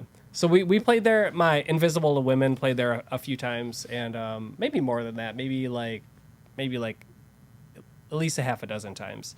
But I was playing bass on a song, and we just play like country songs. Yeah. Like, the bass parts are Route 5. Yeah. You got it. Just be in the right key. But we were playing. I don't remember what. I think if we were playing an Elvis song, like an old '97 song or something. But like something just didn't sound right. And I'm just like playing, and I'm like standing here looking at my buddy standing next to me, and he's like, yeah, like nodding, and I'm like, yeah. And like halfway through the song, I'm like, oh shit, I'm a half step off. Oh no. Was it tuned wrong, or you were No, just in the I wrong was spot? literally off a half step. Wow. And then I adjusted, and then I was like, oh, I'm good. And then I looked around, and like nobody noticed. Yeah. Yeah, that's it. Nobody noticed. People drank a lot at Lee's. It is called a liquor lounge. Thank you. I appreciate that. Yeah. So wow, half step off and nobody noticed. Yep. So if you play the bass, just know that no one is noticing you. Oh, that's sad. You know what though? It is weird like playing bass because you can't always hear it as clearly as you could hear if you were half off on guitar, you know, but that's crazy, man. Well, you know, back then, I used to get a lot of anxiety actually, gigging and stuff, and I really didn't.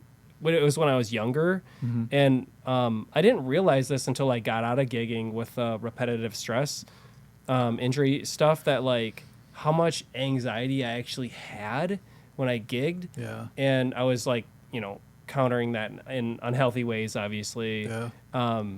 I think we're the same person, man. Yeah. Same thing. I did a whole video on it. I Oh, literally really? had like an attack one time before going on stage for no reason. We were like doing sound check and I missed one note on a heart solo. And the rest of the show, I couldn't stop thinking about how shitty that sounded. And I was like freaking out. And then I don't know what it is. I built myself up for every show, even if it was for like 10 people. So do you have this, like, what did you? Yeah. I don't want to ask Yeah. specifically, but I would hit like some whiskey. Oh, for I'd be like- sure. yeah, I'd have like Yeah. a thing of whiskey, and I'd just keep every set. I would have one whiskey on the rocks, basically, and that helped a lot. But in that particular gig, it made it worse. So Totally, I it didn't know did. what to turn to. You know? Okay, so that was my second worst gig. Actually, that bass in the wrong key, that was embarrassing, but no one noticed. That's what I was gonna say. At least it wasn't. Yeah. no one noticed. But I did play this gig, and it was a benefit for someone, and there were a lot of people there. It was packed. It was a place in Northeast Minneapolis. I can't remember. It was on University. Anyway, it was a long time ago. But for some reason, I was so nervous for this gig. And there was no reason to be nervous for the tunes. Like, we knew the tunes so well. Yeah. But, like, when we got on stage, we didn't do a sound check or anything. And it's just three of us playing acoustic. But I couldn't hear anything. Yeah. And, like, I could not play. Like, I could just not lock into the beat. Really? Like, I was just, like, the beat was, like... It was just, like, I was, like... I could not lock into anything. And I was struggling so badly. And I almost, like, wanted to just, like, get off the stage. So But- you're like swimming in chaos. Yeah. Oh my god. Yeah. It was so embarrassing for me. And then because there were so many people there, and then after that, I was just like, oh man, I don't know what to do. But I still remember that, and I don't know. I'm trying to think what could have helped in that situation. Maybe a sound check? No. I'm just Yeah, exactly. Yeah, can you get a little more guitar on this monitor here? That's all I need. But isn't that weird? The smallest thing could totally wreck your brain for an entire show. Yeah, I was pumped to get on stage, and for whatever reason, I couldn't do it, or I just couldn't like settle into it. But sometimes, so I knowing that kind of stuff is important. Like having those experiences is important because that's what like cues you to learn about it and to like work on it. Break it down. Yeah. I like that you said you never settled into it because that's the perfect way to describe it. It's like you're never in the present moment or something. I don't know what it is. You just feel like this tension throughout the entire show. It never goes away.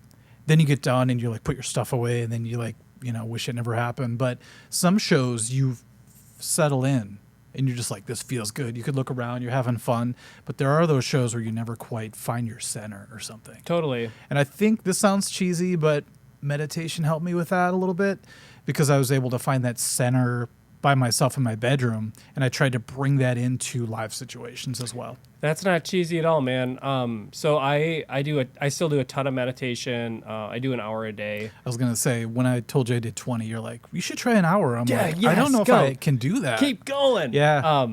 So one of the things that if you do get into meditation, what you start to basically what helped me was instead of like being distracted in your thoughts, you start to like settle into your body. I don't. It's hard to describe, but Have like, you read Eckhart Tolle stuff? Where he Oh talks yeah, oh yeah, Eckhart Tolle, filling your body Eckhart with Tolle, that feeling oh my helps God. a lot.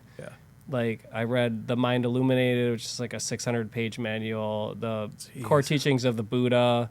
That's like another 600-page book. So we both went deep, but like everything, you went way deeper. I went way deep. I went way deep. I read The Power of an Hour and I thought it was cool. I was like, oh, I read a 100-page book. No, The Power of Now is It's powerful. It's soul shaking. With that, I found Anthony DeMello. I found Alan Watts. I found a whole bunch of people off of that. But I remember reading The Power of an Hour and it resonated with me so much. Barnes & Noble closed, and I was still reading it. I didn't notice it closed. That's how I wasn't in the present moment. But I was like so into this book, and then everything made sense after that. I literally had problems in my relationship because I changed after that book. I sat at home once, I stared at the wall, and I'm like, I've never really seen my wall before. My fiance is like, are you okay? Do I need to check you in somewhere? I'm just like, no, I think I woke up or something. I don't know you what did it wake is. up, yeah. And I got really douchey for like 2 years, doing Facebook posts and stuff about it. And it's like, you just got to make it a self journey because it's hard to explain.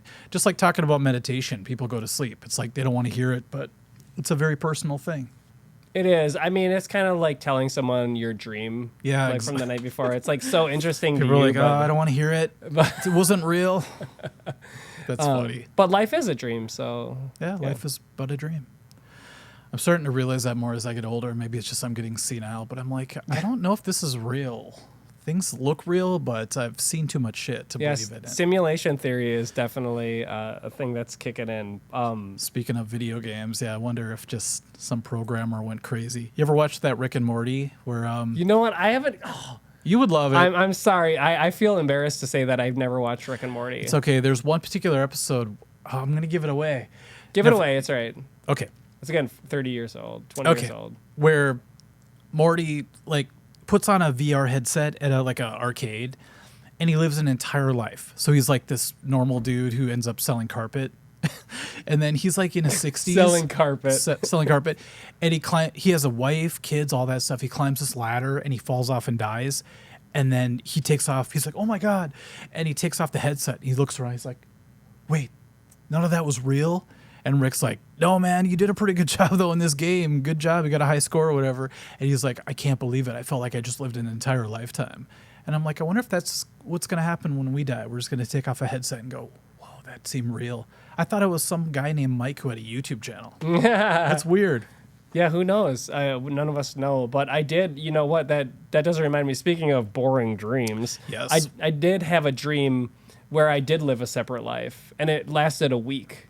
And when I woke up from it, I was just like, time doesn't make sense when you dream. It totally made me just like for the whole day. I was just like it was like I had watched Vanilla Sky or something. I was just like questioning everything, just like this could be the dream still. But like you said, waking up, you sort of like you get in touch with something that we really don't understand. Yeah. That's there that we don't really understand. We know something is, beyond what we can see with or feel or touch or taste or hear with our senses, but we can't understand it because we don't know. We just can't because we don't have the senses. Yeah. Plus, you can't understand the most basic things in life. Like, I don't know what this is. Well, Nancy Wilson's shoe. And then once I read that book, Power of Now, I'm like, I just put a word, like a mouth sound to this. It's not what it is. What is it? And you don't know anything. You don't know what a butterfly is, It's just this flying thing. It's amazing. And then once you get to that level, you're just like, everything's amazing. And your brain freaks out because you can't handle it. And you go back to just playing video games, Right, dude. It's totally it is that journey of like meditation and awakening, if you want to call it that, or enlightenment. Like you said, it sounds kind of cheesy. Yeah. I do believe in that. But it's kind of like a circle. It's like you see this whole thing from a completely different perspective, but then you just return back eventually. Chop wood, carry water. It's like you're going to do that anyway. It's like you start out carrying, chopping wood, carrying water. You suddenly get a vision, like, what is this all? and you have some weird awakening. And then what do? You go back to chopping wood, carrying water. Right. What else are you going to do? Yeah. You just got to do what you got to do. Yeah. And you feel like you're in this weird realm where you just have to like live it out. And then you feel almost more free. Like, okay, now that I've seen the other side, I feel like I could play with it a little bit. Totally. And it makes you, I think it's made me more like compassionate. Just like, oh yeah, for more sure. like, instead of just going, I'm sorry, I'm going to throw the boomers under the bus here. Uh-oh. Just like being a boomer and getting more curmudgeon-y as we get older, it's helping me to like be more like, no, there is hope. People are good. There's a lot of bad, but people really, it helps you to just be more compassionate to humans, because we're all here, trying to have our best life. Yeah. And it's that's all you can do is just be kind to people. I think our generation to the boomers is like how we see the next generation as, like you said, benevolent. You're like, they're doing a little bit better than we did, but I think we're doing a little bit better than maybe the boomers did. Oh, of course. Because they did the best with what they had. Yeah, they had, sure. From what I've seen, chaos, all the stuff they went through. And then we're here, and I think we have the luxury of reading a Eckhart Tolle book and really getting deep into why things are. Back when my dad was a kid, it just seemed like it was survival for a lot of it, Oh, yeah, absolutely. So I think for us, we're like, okay, what is this all about? And it gives, at least for me, when I had that awakening, I realized we're all the same thing in the end. We just have different personalities. And I just wonder, like T.D. Mishke from, he was on KQRS for a while. He did like a show. Oh, no, I don't actually. I called him up once because he did like a late night talk show, and he's like, I told him my realization, because back when you have it, you want to tell everybody, and don't do that because that's a big mistake. He's like, yeah, I think maybe God just wanted to have company for dinner. And I'm like, holy shit. Like, if we're all one thing, we have to eventually break, if you ever saw the movie 9, it's kind of the same thing. The scientist creates this thing, but in order to give it life, it has to die itself and break into all the pieces, all 9 pieces. And I'm like, oh, it makes sense now to me. It never used to. I used to not care about anything like that. I just thought it was boring. Like, I don't want to, like when I watch Karate Kid, I always thought Mr. Miyagi was cool, but I never want to be Mr. Miyagi. I want to be Danielson kicking ass. Yeah, actually, that's a good reminder. I need to watch that movie with my kids. Yeah? Karate Kid. The original? Yeah. Do they watch Cobra Kai? No, we haven't watched it. Okay, because I always wonder what it's like to watch Cobra Kai and then actually go back and watch Karate Kid and be like, oh my God, this is the origins of it. So we should probably watch Karate Kid first, don't you think? I don't think so. Oh, really? Watch the first season of Cobra Kai, because they'll totally get into it, because it's made for people who have never seen Karate Kid. But it's also a payoff for us old guys who grew up on Karate Kid. You're like, oh, they're bringing back all these Easter eggs, Because I think that would be a better way to experience it, in my opinion. All right, noted. Yeah. You got to tell me what they responded like. Yeah, Cody is, my son is, he's an old soul, so he loves, Back to the Future is his favorite movie. Nice. So he'll love Karate Kid. He'll probably love Cobra Kai, but maybe that's good. Maybe he'll want to get into martial arts. Yeah, you never know what'll trigger that thing in your brain, I always wanted to get into it, but I just never had like the opportunity. You'd be the best Brazilian Jiu-Jitsu practitioner, because the way you think. I wish I could do that. I feel like I'd get killed. No, it's the martial. It's like the chess version of martial arts. Gotcha. So it's like, if you know technique, look at me. I'm 170 pounds, 6'2". I'm a lanky dude. I'm built for striking. Like, I can reach people. When I got on the ground with these really, I don't know, super young looking lightweight people, and they were killing me, I'm like, how are you doing this? It's just because they had technique, Gotcha. So it's like, oh, you do this instead of this, and you use physics to beat somebody. Brazilian Jiu-Jitsu seems like the most maybe let's see, what's the word, efficient way of just like, it's very efficient, getting somebody to like submit. Yeah, you subdue them. Thank you. Versus just knocking them out, Right. Because if I ever got in a confrontation, I would just try to keep my space, and then if they got in a certain range, it's like striking range. But if they tackled you and go to the ground, I would have been screwed back in the day, even though I've studied striking my whole life. But once you go to the ground and you can swim, it's like being a fish in the water. You can swim. When someone else can't, it's a whole nother world. I really wanted that. I feel like I still do want that skill of just like having a defense. Yeah. You know, without relying on like a gun or something. But I also just the discipline of it. You know, Yeah. just and the whole. It takes some fitness to do it. Dude, Right? it's not too late for you. I could see you just going all the way. Because I've seen enough, 15 years of jujitsu, I've seen enough people come through the door, and you're the kind of person that would go from white to black in like 5 years. Yes. Okay. I need a midlife crisis. Oh, this is it. Maybe you shouldn't do it. It'll consume your life. No, it's a good thing to be consumed by though. You get really in shape, ever since I haven't been doing it, I've been like, feeling my gut growing. I'm just like, man, back in the day I was a machine. Middle-aged man gut. Yep. I can't get rid of it no matter what. Dad bod. It's all right. No, you'll get rid of it. I'm gonna start doing insanity again. Oh my god, I could never do that. I'm committed. I tried to do, but I think I almost had a heart attack. It's tough, especially when you get to like the 4th round. And he's like, all right, guys, we're really going to, do it up now. I'm like, oh, my God, I just did 300 burpees. I don't know what I'm going to do. That came. Okay, so Insanity was this hardcore cardio. It's Insanity. I mean, that's why they call it Insanity. It's but P90X, but like times 10 yeah, in no, the but cardio. you could do that, but not P90X, though. They work really well with each other. Like if you kind of take any of the P90X cardio videos and just do an Insanity video instead, it works way better. Gotcha. What about just like just running? Yeah, Whatever? I do. I replace it with running as well. I tried to run last night, and it was just 2 miles, and halfway through I had to like walk. I'm like, gosh. I'm a shell of what I used to be.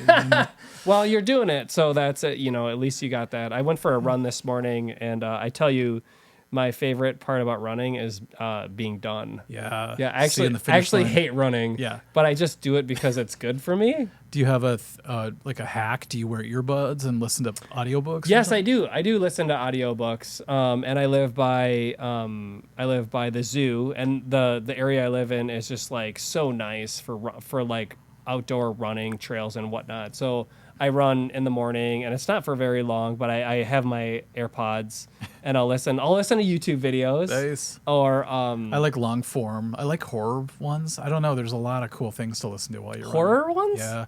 Have you ever listened to Creepypasta? No. Oh my God, there's a whole world for you. Holy cow. Okay, I'll send you one. You'll be Yes. hooked. Or like analysis of like The Shining and stuff. Super fun. Yes. I love The Shining. Yeah. But yeah, I do a lot of actually a little bit of cardio every morning. It's just like part of my morning routine. I was going to ask what that is. I noticed, I think we both got obsessed with being healthy. I'm about to do a whole video on it because I grew up really sickly. Like my mom smoked when she was pregnant with me, and I was born with like a concave chest. You know about that condition? No. Where your heart should be, there's a huge like dip in your chest. Yikes. And it wasn't until I got older that it just kind of came back, and had asthma, allergies, all that stuff because of that. And so that really drove me to want to be healthier. But what really tipped the scales for you? Was it just, you said in your mid-20s, you felt compelled to like change your ways, or? Vanity. That's a big one. A lot of people don't admit to that. I being a musician, I just wanted to be like, I just wanted to look good. You were sick of being invisible to girls. Yeah. I like that. Yeah, I didn't want to be a self-fulfilling prophecy. Yeah, with there you go. the band name Invisible to Women. Nice. I think it may have just been like honestly vanity, but I realized once I started doing it, it made me feel better. So like doing P90X, and I'm competitive. I like challenges, and so if it's difficult, I mean, I just did it in my bedroom. I was an adult living with my parents at the time. Did you have like a pull-up bar in your I doorway? did. Okay, yeah. I did have a pull-up bar. I put a pull-up bar in my room. Like one of the good ones or one of the cheap ones that fall down? No. It was like you screw it in. Oh, it was a bar. Like I drove real it in. stuff. Oops, Okay. Sorry. Nice. And so yeah, my mom she's still alive. She's a smoker and smoked as well My through mom pregnancy too, and yeah. stuff. Yeah. And it's that I didn't really realize how bad that smoking was until, because I smoked as well for a while. Really? Maybe like 8 years. I can't picture that. For I some reason. loved it. Yeah. Oh my gosh, I would do it if it wasn't terrible for you. They got to find a way to make that non-lethal. Well, it's just really another nicotine. It's just really another stimulant. So, Yeah. And but- there's a whole thing about it, just going outside, taking deep breaths and talking to people. Isn't there a whole culture around for smoking? sure. And yeah, it's glamorized. And I've told my family that when I turn 60, if I'm still healthy, I'm going to get a big Gandalf pipe because Gandalf is my like the person who I want to be. He's your Yoda? He's my Yoda, yeah. Okay. Gandalf. I model my behavior after Gandalf. And so I want to have a Gandalf pipe and I want to smoke, but I probably won't do it just because it's unhealthy. What about pure tobacco? Could you do that? Because if you don't do know. cigarettes, I think it doesn't have all the addictive qualities or as many. I think the problem is that if you're like me, and I think you are, that like I'll be like, oh yeah, I can't just do it like once in a while. Yeah. I'll be like, oh, this is great, and I'd just be always out like smoking my pipe and stuff. And I funny. guess that's fine if you're an old man or whatever. Maybe if you have one foot in the grave already, you don't care, but that's true. Do you consider that a curse or a blessing that you have what I have, which is you can't just do things, a little bit. You got to go all the way with whatever you choose to do. I think it's actually a blessing if you're able to first of all, if you have an awareness of it. Yeah. I think having an awareness is the first step in being able to just be like, okay, this is not just, this is, okay, so I have cigarettes. I mean, obviously you could not do them and you'd be totally fine. And I don't see any benefits, but maybe like other things could have benefits that are kind of not healthy. But if they're a tool that can help you to achieve what you want to achieve, then you can use it when you need it, if that makes sense. Does it drive people close to you crazy? Because I've pushed a lot of people away with my obsessions. I definitely, yes. No, I don't know if it pushes people away, but I definitely feel like the one out of like all my friends and stuff that's different. Like, I definitely feel like a different person. But I love my friends, and they really appreciate me for who I am. So I haven't felt that like what you're talking about pushing away, as far as I know. Because I'm talking just being alone and really focusing on your craft of whatever it is. Gotcha. You might be pushing people away that you don't really know because you're just not contacting people like you would if you didn't have anything going on. Oh, yeah. Also, I've pushed a few girlfriends away. Like, hey, you want to hang out? No, I got to figure out this Slayer solo or something. It's just, it gets to the point where that's more important to me than some other things. So that's actually really interesting. We have both, you and I have a lot of things in common, but we also have very different lifestyles. Yeah. So like I have a family and I have kids and stuff. So like a lot of the things that I want to do, like recently I was like, man, I'm going to get some tattoos. I want to get the Lord of the Rings, the Balrog right here with Gandalf down here, like with the whip. Yeah. Like I want a whole art, like a whole sleeve of that. And I'm just like, sweet, I'm gonna go do it. And then my son needed braces, so so then I paid for that. So there's that kind of stuff. So but back if you were around in the 70s, you would have made the other choice. You'd have the tattoo, and your son would have fugly teeth. Yeah, exactly. That's funny. Yeah, exactly. That's so true. Things are different these days. Wow, but you could still get that eventually, right?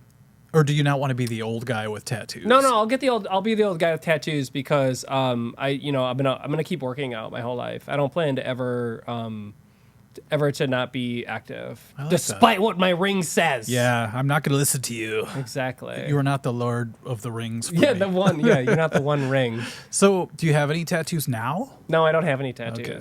I don't even know if I can handle the pain because I'm kind of a wimp with pain, but. You'd be fine if you could do P90X. I had one done just for a fiance at the time. She wanted me to get one. It's funny because back then I thought it was all about being like a nice guy, doing everything right. Then I realized she was trying to turn me into like a bad boy.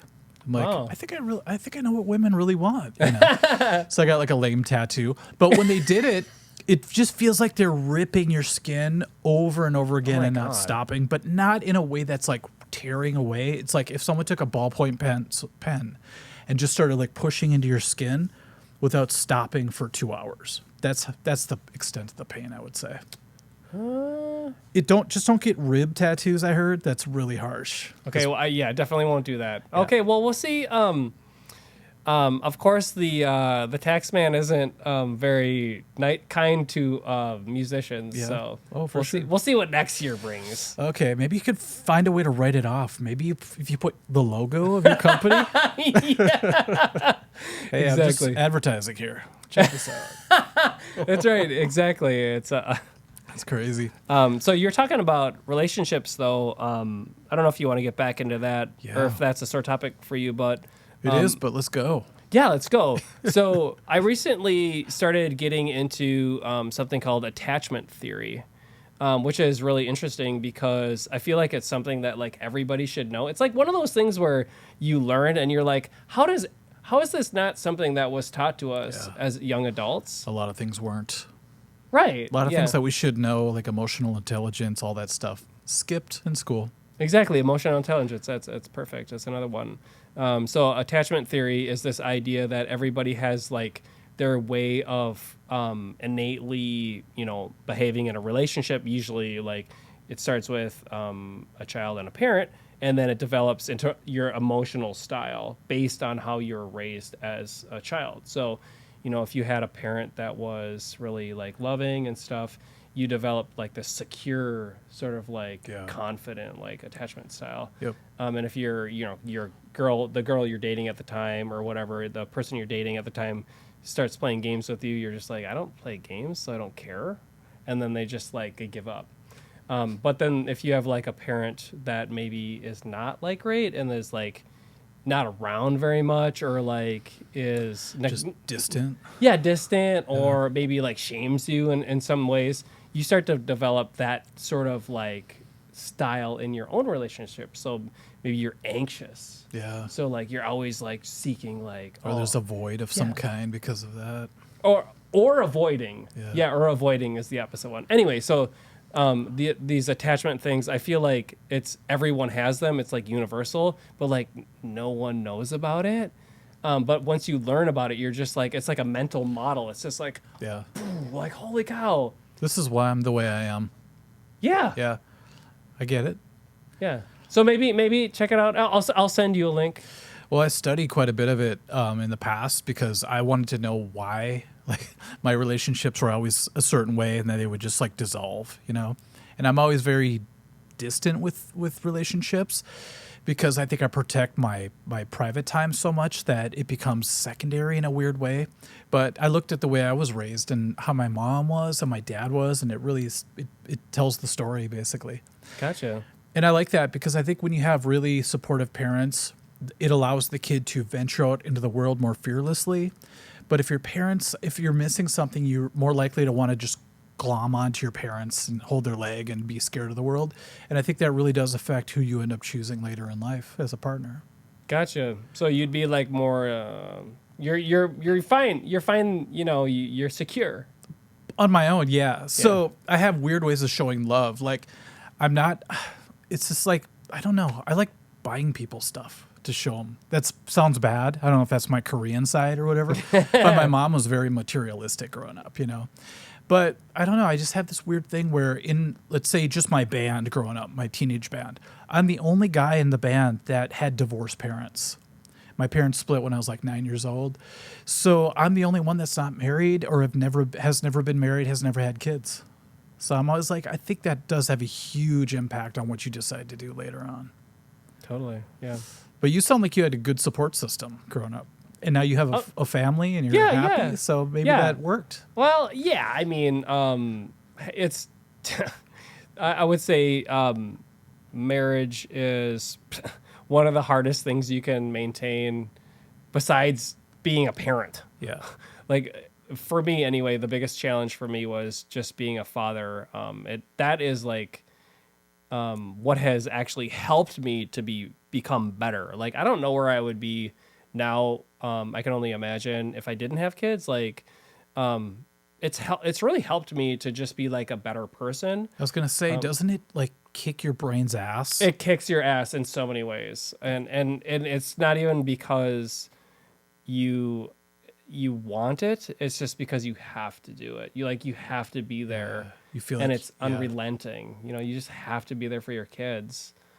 And you feel like if you fail, they're gonna fail basically too. So you have a lot of people riding in your boat now. Right. Yeah. You have to maintain. You want to be responsible, and you want your children to have like good lives and stuff. And so, I grew up in a pretty functional family. A lot of people didn't, and so I just want for my kids like what I had and more. Like you were talking about how the baby boomers, they did better than what they had, what their parents did. Yeah. we did better than Trying to get better. yeah. And it's just like you're trying to get better with every, trying to make improvements as you go.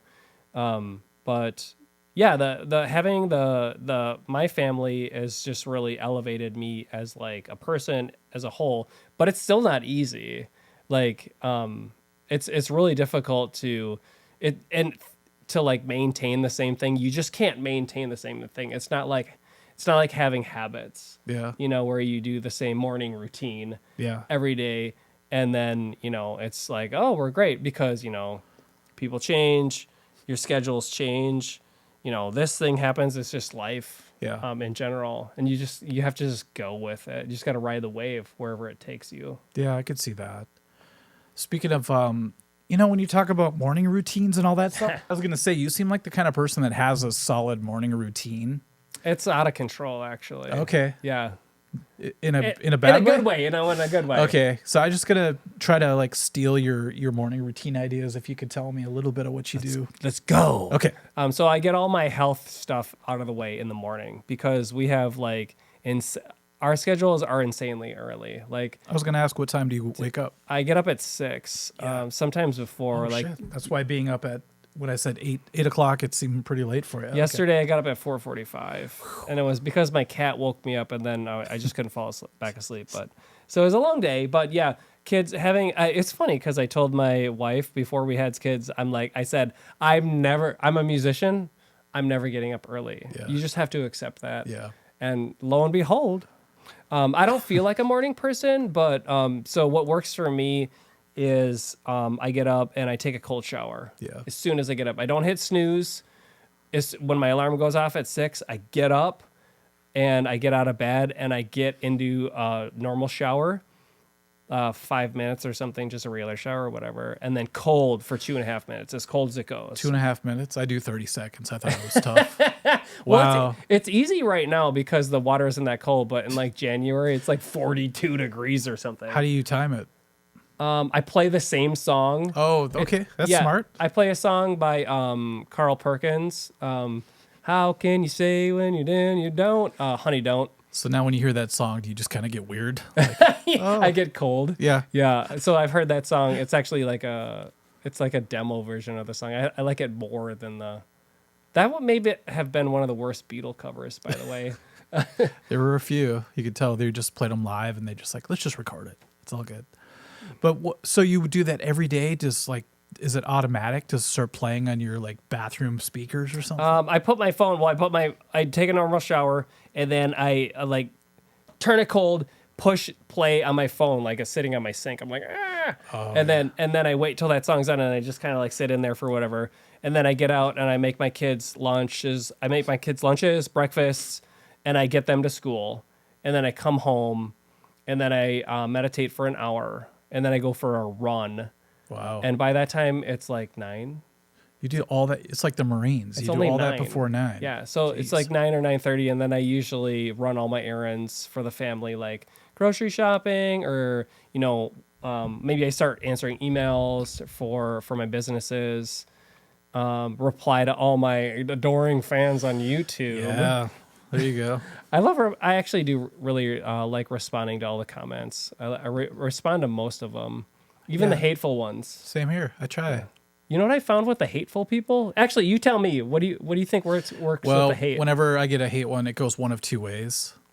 Either it's, oh, dude, I didn't know you were going to respond. Actually, I like your video. I'm just giving you shit. And they back down right away, or they're set on just ruining your day.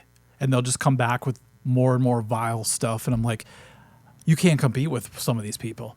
Because no matter what, they'll call you the worst thing in the world. And you can't defend yourself because then you look guilty. And then I eventually just delete it because I'm like, this is just gross, you know? Gotcha. But yeah, I get people who change their tune right away as soon as you answer. It's almost like they're just trying to like fish for you. Like they're trying to like put out the right bait. And once you take it, they're like, oh, dude, I didn't think you were serious about it, you know? So. Gotcha. How so about you? You do respond to comments. Yeah. I get what you're saying. I try to make friends with them, actually. Yeah. I try to, because what I see, and I've got this from Gary Vaynerchuk. Yeah. You aware of him? Yeah.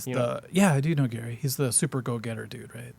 He's got super go-getter? Yeah, what's that called? There's a word for it that he kind of created this culture of hustle culture. Is that the dude? Gary? That sounds right. You can Yeah. look him up. Yeah. He has like 1,000 businesses and he's Yeah, super successful. I know it's Gary. ridiculous. And I don't really follow him anymore. But there was a time where I would watch some of his reels and stuff, and I read a couple of his books, and he just said, like, you know, if somebody's giving me hate or making a negative comment, you know what I do? I think that person down inside is hurting. And so I'm going to respond in a way that is positive, because if that's their reaction to you giving something Right. away, then there's something going on there that, like, you know, they're not feeling well, they're not whatever. Yeah. So I took his advice, and I'll just be like, you know, yo, and I'll just be like, respond in the positive, just like kind of acknowledge it. And a lot of times that turns it around. Yeah. Even those people that want to go nuclear. Yeah. You could bring him. It's hard to do, though. I know. It because feels like a hostage negotiation. It's like, oh, I got to say the right words. I'm just like, this is just a ukulele video. I know. Like, chill, bro. It goes to show you that, I mean, could you imagine leaving a super vile comment on anybody's videos? And I thought about the people in my life who would actually do that. And I thought I would do that if I was like 13 and I was just screwing around. Yeah, exactly. But then you get the people that I guess they're just miserable and they want to spread the vibe or something. Totally. Okay, Sucks. so something I found interesting is that anytime like I do like rock, Metallica, I get the most hate for Metallica. So if I want to like Join the club. if I want to trigger Metallica fans, Yeah. I do some kind of like YouTube short on a Metallica song, and I just get all the ways I'm doing it wrong, and I'm just like, dude, this is the way I learned to play it when I was 14. I'm sorry. I'm just trying to like help the world by, you know, showing something. But it's okay. I read them and I laugh. I read the comments and I actually laugh. I'm just like, Well, they'll feel bad because even Rick Beato gets crap when he tries to play Master Puppets. Like, you're not doing downstrokes. What a hack. It's just like, okay, if Rick can get crap, then I feel okay getting crap too. yeah, Rick Beato. Yeah, I think Metallica's just gotten biblical now. It's to that point where it's like gospel. It's like if you play something weird or you don't know the certain fact, it's just the end of the world for some people, you know. Right. And that's a good thing. They care about the band that much. But I think it's funny when you make it your whole life to defend the band like that. Right, and there's a reason why every guitar player has their own unique sound, their own style, Yep. and we can emulate that as much as we want. Yeah. But like, when at the end of the day, like, you have your ability, I have my ability, and to be like the perfect emulator of someone else's style is just kind of like, well, is that what you really want to Right. be? Exactly. You got to start to think like there's a reason why if all of us played the Fade to Black solo, it would be a little bit different for each person, and that's what's beautiful about it, you know. My only problem is I've been doing a video series about bands that play, you know, the most generic covers, and they just totally screw them up completely. They don't do them justice because they think, oh, this is just Sweet Home Alabama, who cares? But I'm like, you know what? It's okay to play it your own way, but if it's because you're too lazy to give it any time, that's a different story. But if you're like, we're going to do this like bluegrass version, that's totally cool. But if you're just too lazy to learn the part, you're like, I'm just doing it my way. It's like, I don't know if that's really your way, if you're just too lazy to actually learn it, you know. What are some of the videos? I did one for Keep Your Hands to Yourself, Georgia Satellites, and you could tell the band's trying to do it the real way. But the bass player just like didn't want to learn his part. And just like, you realize the bass line is actually a lot more difficult than that. That's the stuff I point out, you know, because I've been in bands where you're trying to play a song and something's just not right. You're like, oh, the kick drum's completely different, you know, but the drummer might not want to sit and learn it. So he's like, no, I'm just doing it my way. It's like, okay, but there's a fine line there between doing it your way and just being lazy, you know? You have an interesting point there with the kick drum just not being right. And I've noticed that, so this is a side quest, but I've noticed that when if you ever go listen to a band and it just doesn't sound right, Or feel right, yeah. or feel right, it's a lot of times it's like the kick or the bass. Yeah. The bass is off. Or both, because maybe the bass has to follow what the kick's supposed to do, and it's just not right. Like a song that needs a kick that's like kick, snare, kick, snare, kick, snare. That's a feel. So if the drummer's going kick, kick, snare, kick, kick, snare, it's going to be a whole different song, you know? Right. And I know I get a little OCD about that stuff, but it's just like, that's literally part of the song. It's not a subjective, I think I want to do this kick drum pattern. So I don't know. I just get weird about that stuff, but only when a band's being lazy, not when they're just trying to like do a different version or their take of it, you know? So I could tell the difference. No, you can tell the difference. But a lot of people can't. That's what I find that's interesting about like the bass and the kick and stuff. Yeah. Is that like, you know, it's just like, oh, something's not right here. Like, what is it? And you could just ignore it. But if you actually start listening, you're like, oh, that's what's going on. Yeah, if you're in the know of it, it just bugs you like crazy. Especially if it's like a Zeppelin song, you're like, that's not even close to being right. So the only argument I ever bring up that seems to, you know, make it case closed is when I say, what if the singer was singing Stairway to Heaven and they just decided to change all the lyrics? You know, you would be like, whoa, what the hell is this? To me, that's what the kick drum is like, you know, or the whatever, the licks between the riffs or whatever. I just think you don't have to do everything perfect, but at least do it justice, because the original artist put a lot of time into it, making it the way it's supposed to be, you know. That being said, I've seen bands that are complete clones of bands, and I'm just like, that's kind of boring, you know. Right. Try something, shake it up a little bit, you know. So Yeah. I see it both ways. Did you guys used to change things up? We still do a lot of covers in my cover band. Are you going to end up on my series? I'm just kidding. Kelly, Yes. I don't think that's the actual lick. No, I'm just kidding. Yes, fair enough. No, I could tell you're at the level where you would literally do it your own way for the sake of doing it. So we've been playing, the band I'm currently in we've been playing for so long that we could, it's like, I don't even have to think. It's great, except for this next show I have to play steel guitar for, which is in C6 tuning. Oh, wow. Because we're going to do a bunch of country western and Hawaiian songs. So I started practicing for that today, like Sleepwalk, Johnny and Santo, Yeah. Santo and Johnny, Walking After Midnight, Patsy Wow. Cline. Let's see, what are some of the other tunes? Some Hank Williams, Your Cheating Heart. And the C6 tuning stuff it's actually not that bad, but like there's a reason why you don't see like a lap steel, pedal steel guitar player that's like younger than 60. Yeah. It's a damn hard instrument to play. I've tried it before. There's way too much. When they told me about the pedals and everything, I'm just like, no, I can't do this. I'll just get a B bender and feel good about it. Yeah, exactly. Get a B bender. But actually, though, I do have a pedal steel, but the one I'm playing is actually, it's just like straight C6 without pedals and stuff. So Okay. it's like the old, like the 50s before pedals. You still have to hold that weird metal slide. But and yeah, everything. you still have to hold the steel bar, and like you have to do bar slants and stuff. And I was playing it today, and it's really like the voice of reason or being held accountable is when I go to record something. Yeah. And I'm just like, man, that wave that's not lining up. That's so behind, or that's so ahead, and that's actually maybe if you wanted to segue into something else, like actual recording has like increased my musicianship just by seeing it. Oh, yeah. Just by seeing like the visual, like, oh, I'm out of time, or I'm That's a huge rushing, thing. or I'm You ever dragging. play bass and see the waveform compared to the kick drum? You're like, oh, I'm always ahead of it for some reason. That's a good point. It's like the attack is ahead. The attack. Why is that? You learn, I think it's just your tendency. Like sometimes I'll do a song and I'll be behind it.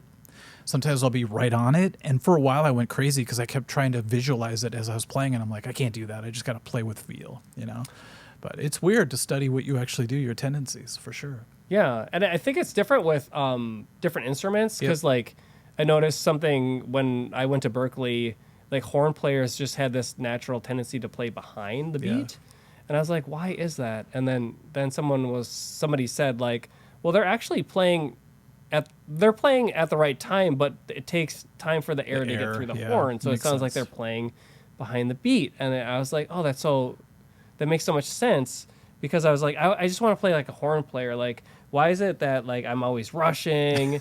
I want to be behind the groove like some funk guy or something. Yeah, real in the pocket. Yeah, I just want to be chill. I don't want to be like rushing and like nervous and stuff. I don't want to be a type A musician that's just always ahead of the beat. Yeah, but I think we need both, like you said. There'll be some people that sort of edge towards the front, then the drums in the middle, let's say, and then maybe the horns or the bass and behind it. It makes it feel full. I think if everybody did the same one, it would just be too, I think, sterile. Maybe like do you want to just explain what that means, like playing behind the beat on top of the beat? Yeah, I mean, what I do to test myself is I'll put like a fake drum, like a MIDI drum beat, and everything's right on the grid in Pro Tools. You can literally see every eighth note line or whatever you choose. So it'll be a kick, snare, in between it'll be hi-hats. And then if I'm just going like another one bites the dust on bass, dude, I'll look where my waveform peaks compared to the kick drum. I'll put one on top of the other, and I'll be like, oh my God, I'm just a little bit before it. And what that creates is a little pocket between what I do and what the drums do. And then if the guitar is a little bit behind that, it creates this fullness of encompassing the actual click. So instead of sounding robotic and everything's so perfect on the beat, there's a little play on each side that creates what I call the pocket. And that's what people feel. If you go see a dance band, you feel it because people are all in their own space within the beat. Versus a bunch of robots playing, everything would just be so robot mechanical. Right. That's why I love 80s music, because back then they would do a lot of programming, but they would play real musicians would play around it, and it would create that human aspect to it as well. So it was a good clash of two worlds.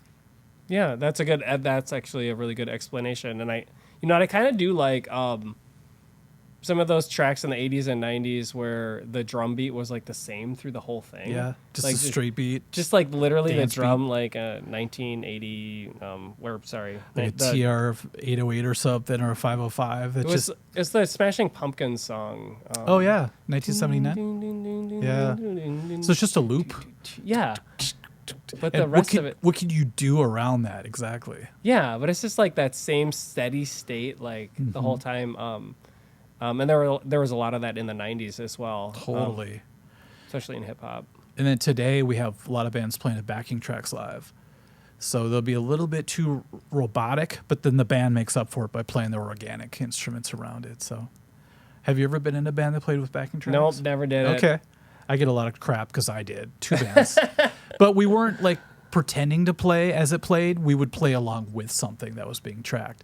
So maybe like the intro to Groove is in the Heart would come in, and then we would follow it. But it was never us replacing ourselves, I mean, I don't have anything against it. It's just that like the application wasn't necessary for what I did. Yeah. So, but you're such an organic musician, though. When I think of you, I think of like acoustic stuff, very rootsy type.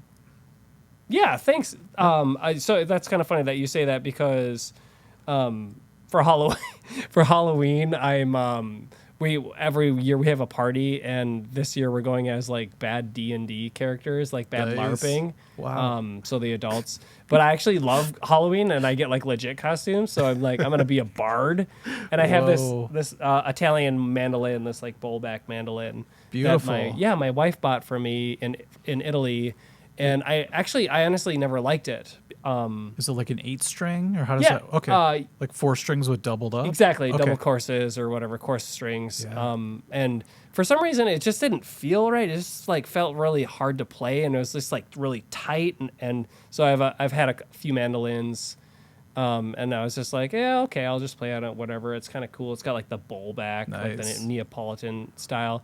And recently, I was like, well, this would be the perfect addition to my, my costume. Yeah. So I grabbed it and I was like, oh wait, maybe I should just get like some different kind of strings on this. So I got like these silk and steel wound strings, GHS, and I started stringing it up yesterday, and I tuned it really low. Like it's normally tuned up like a violin, kind of like a G chord, but I tuned it so that it's like in D, so that it's like a fourth lower. Oh, cool. And it sounds killer. So it's the new metal version. It's just tuned down a whole bunch. It's just killer, but like, yeah. That's cool. Maybe you could do some soundtrack work with something like that. Yes. Nice. Yeah, totally. And so it just like projects and it just feels nice and it's just like a whole new instrument. And I just feel, I feel kind of stupid for just like having this thing hanging on my wall for years. And then just like, for some reason, I was just like, oh, maybe if I use this for a Halloween costume, and then I'm like, oh wait, maybe if I just put different strings on, it'll just be a new experience. But like, isn't that weird? So weird. It finds its way into your life somehow. Like I somehow now I have a ukulele and a mandolin, but in the Heart Tribute Band I had to play mandolin, and I still don't know what chords I'm playing. I'm just like, this goes here, and I'm able to pull it off through memory. But ukulele, man, makes no sense. Dude, ain't that the truth? So G chord's a D shape, and I'm just like so lost, you know. And every E chord is hard for some reason. I don't know. That's the one that people struggle with. Yeah. And so I'm like trying to learn, like I had that Black Sabbath tab book or whatever, and I'm just like, a lot of songs are in E. I'm screwed. Yeah. So someday we'll have to do a video of us trying to play it. You could break out your Aussie chops again. That'll Gladly. be awesome. So then last thing I was going to ask you about, you were talking about, saunas and cold plunges and all that stuff. Yes. So you went deep into that crazy Brogan stuff, I take it. Yeah. I do the cold shower stuff. And was that like a gateway into all the other crazy stuff? No, actually that came a lot later. The start of it was when I for a while, for like 5 years, I quit drinking alcohol. And so I was like, I realized I was having all these negative thoughts, and they just kept like returning, and like I couldn't stop them. And I was like, wait, what's going on here? So was the booze holding those thoughts back like a dam? And then once you stopped drinking, they came out? Yes. Okay. Exactly. Yikes. Yep, exactly. So I stopped drinking, and then I had just tons of like rumination, all these things, all these like negative thoughts. And so I was like, well, how do I deal with this? So I learned to meditate. I did some like crazy hardcore stuff. And then like I found the Wim Hof style of breathing and stuff. I've done that. And I did the breathing. You did it. It's either for you or it's not. It made my breathing worse because I'm asthmatic. Oh, and see, I've heard that with other people too. I did it 2 weeks ago because every once in a while I get on a Wim Hof kick. And I'm like, I'm just going to do it. So I took 30 breaths in. I let it all out. I just, because for a while I was getting really cool visions. I was getting like the shooting star effect as I was meditating. And I was getting really cool stuff on that side. But then the rest of the week I was using my inhaler like 3 times as much. I think it's because my lungs just go, what the hell's going on? And it reverts to some like safety protocol. And it just, I don't know what it does, but it cuts off my ability to take deep breaths for like a week. It's weird. That's not good. Yeah. So good for you for being in tune with that. Yeah. But for you, it never affected your breathing? No, actually.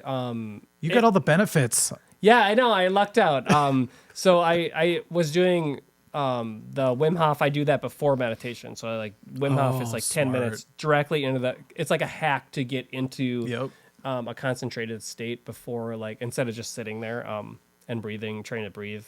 You do that, and it's like just hitting. It's like going down a water slide and then going right into it. Is your body buzzing by the time you get to the next phase? Exactly. Yeah. And then you usually drink a cup of coffee too to add to that. So it's like boost. Wim Hof, coffee, meditation. But then right. It's crazy.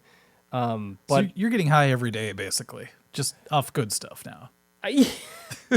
Wait, what was your original question? I don't remember. God dang it. No, but your cold plunges and all that stuff. the cold plunges. Yeah, the cold plunges. I have a cold plunge. I haven't been doing it. I used it a lot last summer, and I haven't been using it this summer very much. Is it like the little round tub thing? It's just like a cheap thing from Amazon that's like, $40. But the problem is you have to fill it with ice. Yeah. Actually, right now would be a good time to do it in Minnesota because it's getting cooler, so it would stay cold. And when I did it last summer, when I would do it I would do it right before I went into work at like 3 p.m. Okay. I would just jump in there and just be like, That'll wake you up. and then go to work, because it jacks your dopamine up, and so it gives you a really huge dopamine.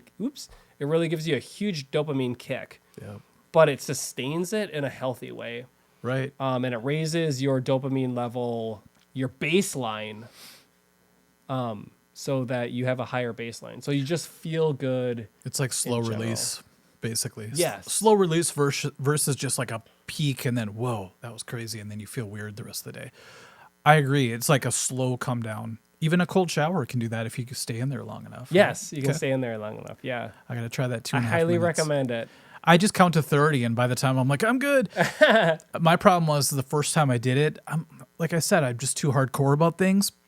I set my timer for 2 minutes on my phone, and I put it next to the shower, and I'm in there just dying, right? And the timer would never go off. It felt like 10 minutes. I'm like, what the hell? So I look at my timer, and it said 10 minutes.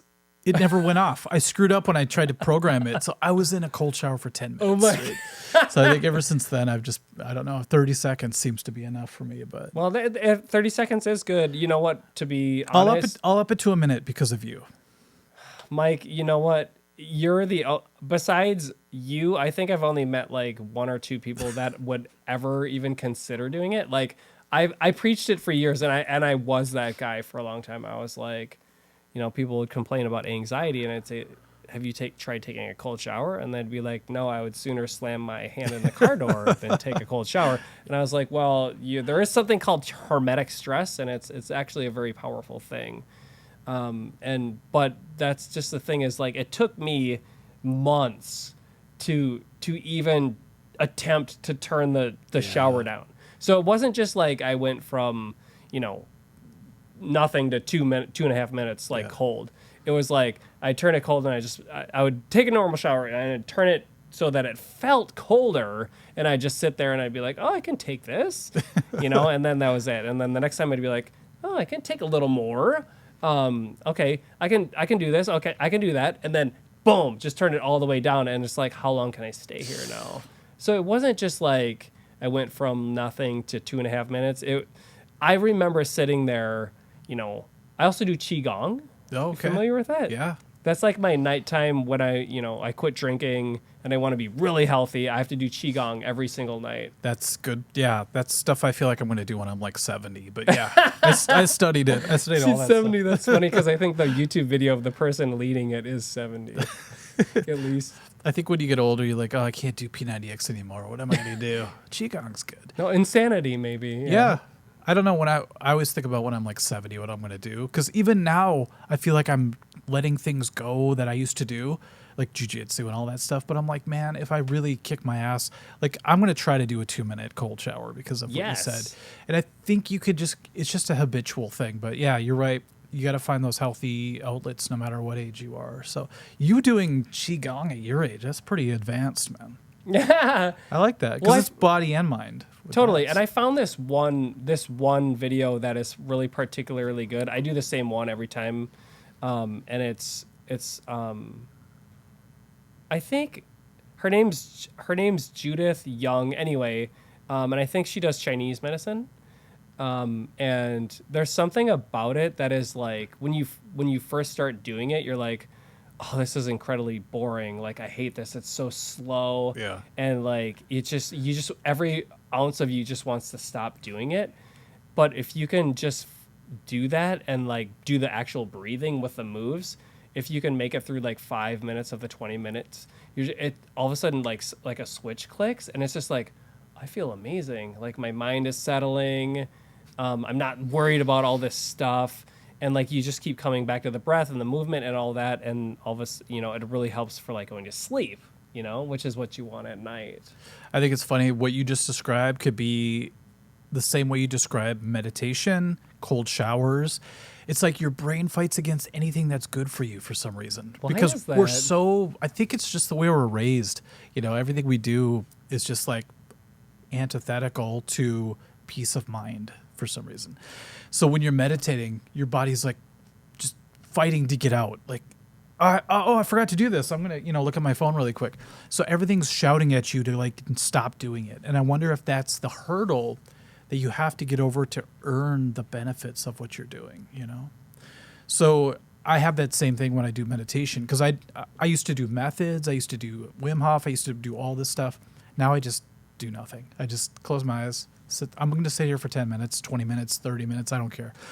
And then eventually, after about 10 minutes, it's almost like when a computer shuts down, I feel like this, and then I'm in a different space. And I could sit there for 6 hours, I swear.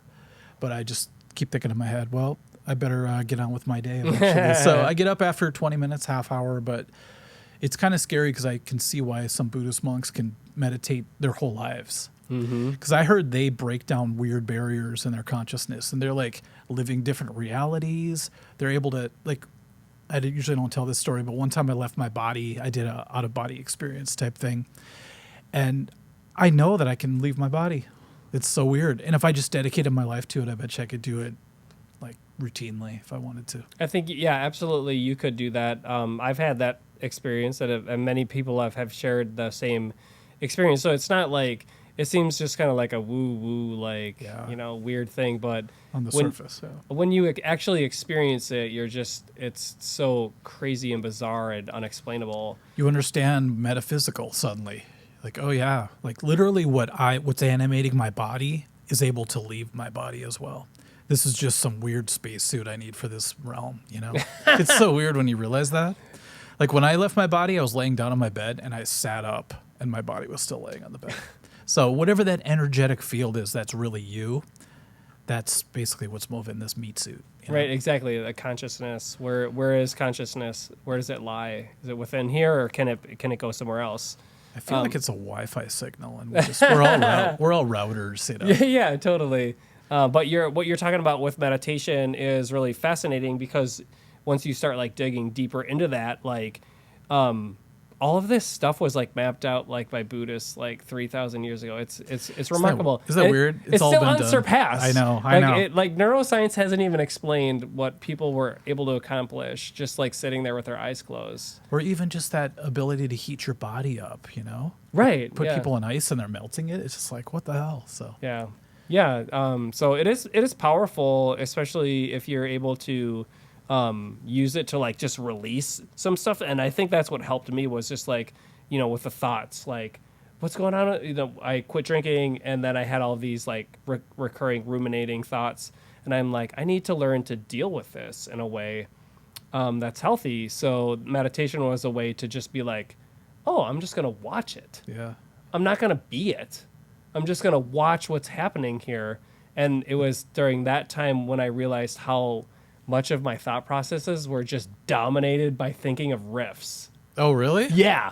Like I was just thinking music all day. Yeah. All day long. So when I started paying attention to my thoughts, I was like, oh my God, all I do all day is practice in my head. Yeah. Like literally, I'm rehearsing thing. scales, I'm rehearsing riffs. And so Joe Dispenza, I know who's Joe. a neuroscientist. I've read his stuff. Yeah, he said that there was like a study where they had piano players rehearse for an hour a day, practice for an hour a day, and they said they had another group pretend in their mind to practice. They did that same thing with basketball too. Did they really? Yeah. Like imagine throwing free throws. Yes. Yep. And it was like remarkably similar, the results. Yeah. Like if so, it makes sense if you're rehearsing in your mind how you're still building all those connections. So if you want to get good at the guitar, just literally sit there and rehearse in your mind. Well, I got to tell you the downside of that. When I told you I was being like kind of anxious before a concert, I would imagine a solo that maybe I was worried about in a certain song, and I would see it in my mind wrong. So you know how when you play the guitar, you look at the frets and it's sort of, you memorize sort of where you go. I was seeing it incorrectly in my brain for some reason. Then when I played it live, I would doubt myself, because I'm like, wait a minute, it's supposed to be here. So that I stopped doing that before shows. I'm like, I can't imagine how the song goes before I play it. I just have to go up and play it. I think I've done that same thing. You can actually. psych yourself out easily. Yeah, during the song though. That too. Like yep. I'd be playing like the verse or the chorus, and I'm like, okay, second chorus, solo's coming, and like while I'm playing the second chorus, I'm like, what are the first notes? I only get one chance to do this because I play, I'm playing once a week or whatever with this band, and then I felt really I felt really anxious. Yeah. So there's a lot of pressure to play guitar in a band. There's a lot Especially of lead guitar. yes. There's some mental gymnastics you got to get over. You know? Yeah. And I think that's why a lot of people smoke weed when they play because they just want to be in a different place. For me, one time we played a show. I've since been way better because I found how to get past all this. But we were playing "Crazy on You" by Heart because the Heart tribute band, and there's that part where it's nice having a guitar at my beck and call. Well, what is that? It's a weird like roll-in MIDI guitar. So it's got a weird look at that plug-in. Holy smokes. It goes into like a computer, like a foot switch thing. There's that part that goes. It's kind of out of tune, but those two chords. Well, Nice. that part, that's gonna bug me. I'm used to using a pick, I was but going to say, you finger picking. is that weird? Yeah. A minor, D. That's all it is. But I was thinking diagonal shape, triangle. Right, That's just what my diagonal shape brain triangle, thought for some Tetris. reason. Yeah, I was thinking very shape wise. And so live, I forgot what the shapes were. Thought which one's first. So I went. It was wrong, and I freaked out. And it wasn't until the second time around that I was able to get it. Then I'm like, see, this is why I can't rehearse in my brain beforehand. I was thinking of shapes. I'll have to think now is A minor to D, but I'm so glad I know that. But Oh, yeah. is that weird? Yeah. So I kind of mind fucked myself out of playing a very, not simple part, but a very rudimentary thing that I was used to doing just because I overthought it before the fact. The theory would have bailed you out. The theory would have. So even if I totally blank out on a solo, I'm like, at least I know what key I'm in, and I can kind Right. of fake my way through it. Right, you know? absolutely. Yeah. Yeah, and if you can't do the same exact solo, but you switching around the two chords there, I don't know if that was like a A minor and a D. I don't what were It's the supposed chords? to be A minor to D. Yeah, Yeah, but you switched around or something. I don't know. Even though switched around actually kind of sounded cool. it did. Yeah, I was like, I'm Not just gonna playing lie. acid jazz. But now, if I screw up, I know A minor D. I could default to the shapes I know, like anywhere on the guitar now. I could be like, even the open chords I could play and it would work, you know? Exactly. Yeah. So you in a got the weird cage way- method or whatever. Yeah, it's just a safety net now for me, you know? I mean, it's always there, but I always wonder if it wasn't there, what I would be like as a player. I wonder if I just would have, because there's no way I would have been able to play all the situations I have been over the time that I've been bands all these years, you know? It's amazing how vast the theory is. Like when you first get into it, you're just like, it's like the universe. You're just like, Yeah. oh, that exists. Oh, and it's just like expands out but it isn't, that vast, and unless you're getting into jazz or whatever. It is finite, like you said, depending on your situation. Like if you're just going to be in a classic rock band, and you know a handful of things, you're good. But I thought about it today when I listened to a really intelligent conversation on a podcast. These guys were going back and forth with such depth, and I'm like, that's just like music. So if you and I were like holding instruments, and you started playing like 3 chords, I could follow it, and then I could solo over it, maybe sing over it. But if you suddenly went into like 13 chord, I'm doing some augmented stuff, and I wasn't there, I couldn't communicate with you the same way. And I thought the more you study music theory, the more you're able to converse with different levels of whoever you're with, and that's to me the best reason to learn as much as you can. But then again, I've met like songwriters who don't know anything about theory, and they write the most amazing stuff. Yeah, right. So exactly. that's the beauty of Paul music. McCartney. I mean, Exactly. Yeah, that's a good example. Yeah. And he uses a pick when he plays bass, so I tell people to screw off when they give me shit. Yeah. I think it's fascinating that they put the best musician on the bass. Isn't that weird? Yeah. Well, he wanted to play guitar, right? But there was a story about that. Like he wanted to play guitar in the beginning, but they couldn't find a bass player or something, so he switched. I don't know what it was, but we'll have to do a whole Beatles podcast. I want to do a Kiss podcast with some of my friends, and then my Beatles fans or friends all get together for a Beatles podcast. Yeah. It should be fun. So I feel bad. We kind of talked about your channel, but I didn't. You didn't never really announce it. I'm going to put it in text underneath your name and all that stuff. But you want to tell everybody about what you came up with? Yeah. So my channel name is it's called Kasey's Music Method, and By the way, why Kasey? It's a little bit confusing because my name's Kelly, right? Yeah. And so the premise is that I have a book series that I had created for children like a decade before I started my YouTube channel. and the character, it's called Kasey's Guitar Jams. That was the first book I made, and it's just like it's basically kind of like Calvin and Hobbes or any Charlie Brown character, where I had this character that I wanted to use to teach That's cool. kids to play. So, and I didn't want to name him after myself because I thought that would just be like weird. And looking back on it, I probably should have, because It'd be funny. He's all muscular and really hot. He's got tattoos. Yeah. Well, not yet. Gandalf tattoo. He I named him after my brother. So okay. it only makes sense that people would confuse my name with my brother anyway. So, when I started my YouTube channel in 2020, I was going to say in the year 2000. Hopefully people remember that. Well, we're reaching there. When I created the YouTube channel, it only made sense to just piggyback off that business. And then I did the kids' videos and stuff. So I think it's good to detach yourself a little bit. I thought about that because I'm like, since Art of Guitar is my channel, I could put that on the wall. Could you imagine if I put my name on the wall? That'd be weird. Yeah, right. Or wear a T-shirt. I didn't realize I was wearing my T-shirt till now. But my face or my name on it'd just be weird. So I think so to too. say something that's outside of you, like I remember my girlfriend at the time was always like, how come you always say we when you talk about your channel? It's like, it's you. Like, hey, we just hit 1,000 subscribers.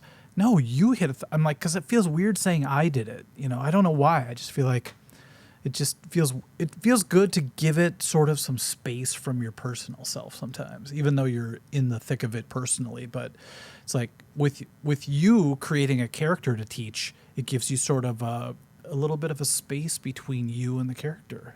I think that's good. Right, the proxy. Yeah, exactly. Yeah. So you don't take all the blame when someone fails. No, I'm just kidding. Hey, that was Kasey. That was Exactly. Yeah. I didn't. Whatever he said. So yeah, I did a series of animated videos with Kasey. So I had the book series, and then I was like, hey, I'll make some animated videos, and I learned to animate with Adobe. I'm struggling. Animate? No, it's not Animate. It's Adobe Character Animator. Sorry, Adobe. I tried that too. Adobe Character Animator. Yes, and I tried 3 other ones. I forgot what they're called. I literally subscribed to them for like a year. I'm like, I'm going to try this. And I always have this huge motivation to learn animation. And then after trying it for a few days, I'm just like, I don't have the patience to do this. It's insane. Yeah. But you stuck to it, right? I did stick to it. And I figured by that point I was like, I think series, doing series is the way to go.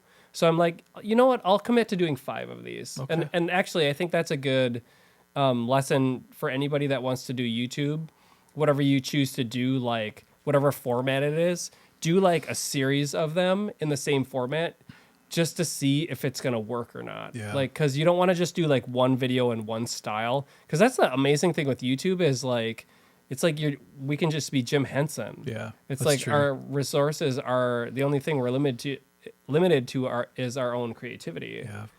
So you can just go wild. You can just do crazy stuff, but whatever you do 5 of them, do 10 of them, and then just release all that, and then just let it go. Mm-hmm. And however it's received, if people want more of it, cool, do more of it. If it completely flops, that's okay. You tried, and you don't know if it's going to catch on later. Some things take time, like you said. Some of your stuff didn't get noticed till way later because parents had to get onto it. Right. But for me, it's sort of it's like a double-edged sword. I'll put out all these different things, like a podcast. I'll put out a Bad Tab series. I'll put out all this stuff, concert reviews. And since I have 900,000 subscribers, sometimes only 1,000 people will watch a podcast because they're the only people that care about podcasts. So it seems really kind of disappointing. It's like, oh, I have all these subscribers, but only 1,000 people watch me and Kelly. But you got to realize that's how it's going to go. It's going to section off. I think if I only did heavy metal stuff, I'd have a huge audience that would watch all my videos. But I don't know if you get that with your videos. Do you have, The average viewer watches 1.4 videos. So my channel is 1.4 videos or okay. The average person watches 1.4, and that's I think that's with all the shorts too, because I do a ton of short form content. like a ton. The only analytics I ever saw that was like disappointing was when it said how much watch time per video, and you'll do like a 10-minute video, it'd be like, oh, people only watch to like a minute and a half. Oh, and they just yeah, click it's off. Shit, you know? Average watch time is like, yeah. I didn't know you could do that analytic. Yeah, average view per subscriber, which is good, but again, it's just like, well, 1.4. So it makes me realize that people are more referencing my channel, and I'm totally okay with that. But you get like you said, you have 900,000 subscribers, so you get like the whole gamut. Like some people will just be like, oh, cool, I'm gonna try that. You know, just like the really casual, like one-time user. And then you get people that are just like crazy. I'm going to watch every video. I'm going to do this. I love this. Thank God for those people. Yeah, some people only watch my Metallica videos. So it's just like, I just have to realize that it's going to be segmented because I have such a huge audience. You get some people that have 1 million subscribers and they get 1 million views every time, but they're usually staying in a certain lane. That's really smart to do, but I just can't do that. I'll go crazy. Totally. They're like rolling the bottle of like liquid down the stairs and wait, you know, have you seen that? What explodes? Yeah. You see what step and it blows up on. They only do that. I might get excited. Yeah, exactly. If you only do like prank videos, people are going to know what to look for. But when they look at my videos, they'll see a bad tab video. They go, oh, I like that. And if they don't click the playlist, the next video will be like me telling a story about a gig. Then the next video will be me talking to you. It's just like all over the place.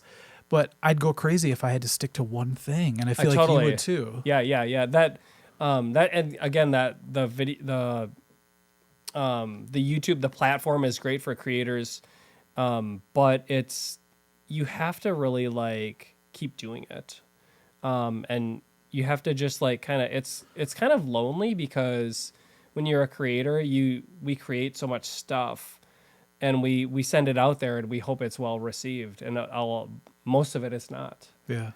So we learn this lesson. Maybe it's being musicians that we fail more than we succeed, at least initially. So it's just like failure, success. Oh, that feels good.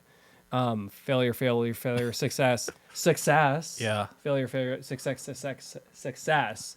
And so you start to just like have less failure, and then after a while, you know, you just get a thick skin, and you're like, well, I'm just going to keep doing what I do because I love to do it. Right. I don't, you know. Those are the people that keep going. Like I tell people, if I didn't have the outlet that I have, I would probably just still do a big part of what I do, but I'd show my friends or something. You know, they would be the only ones who see it.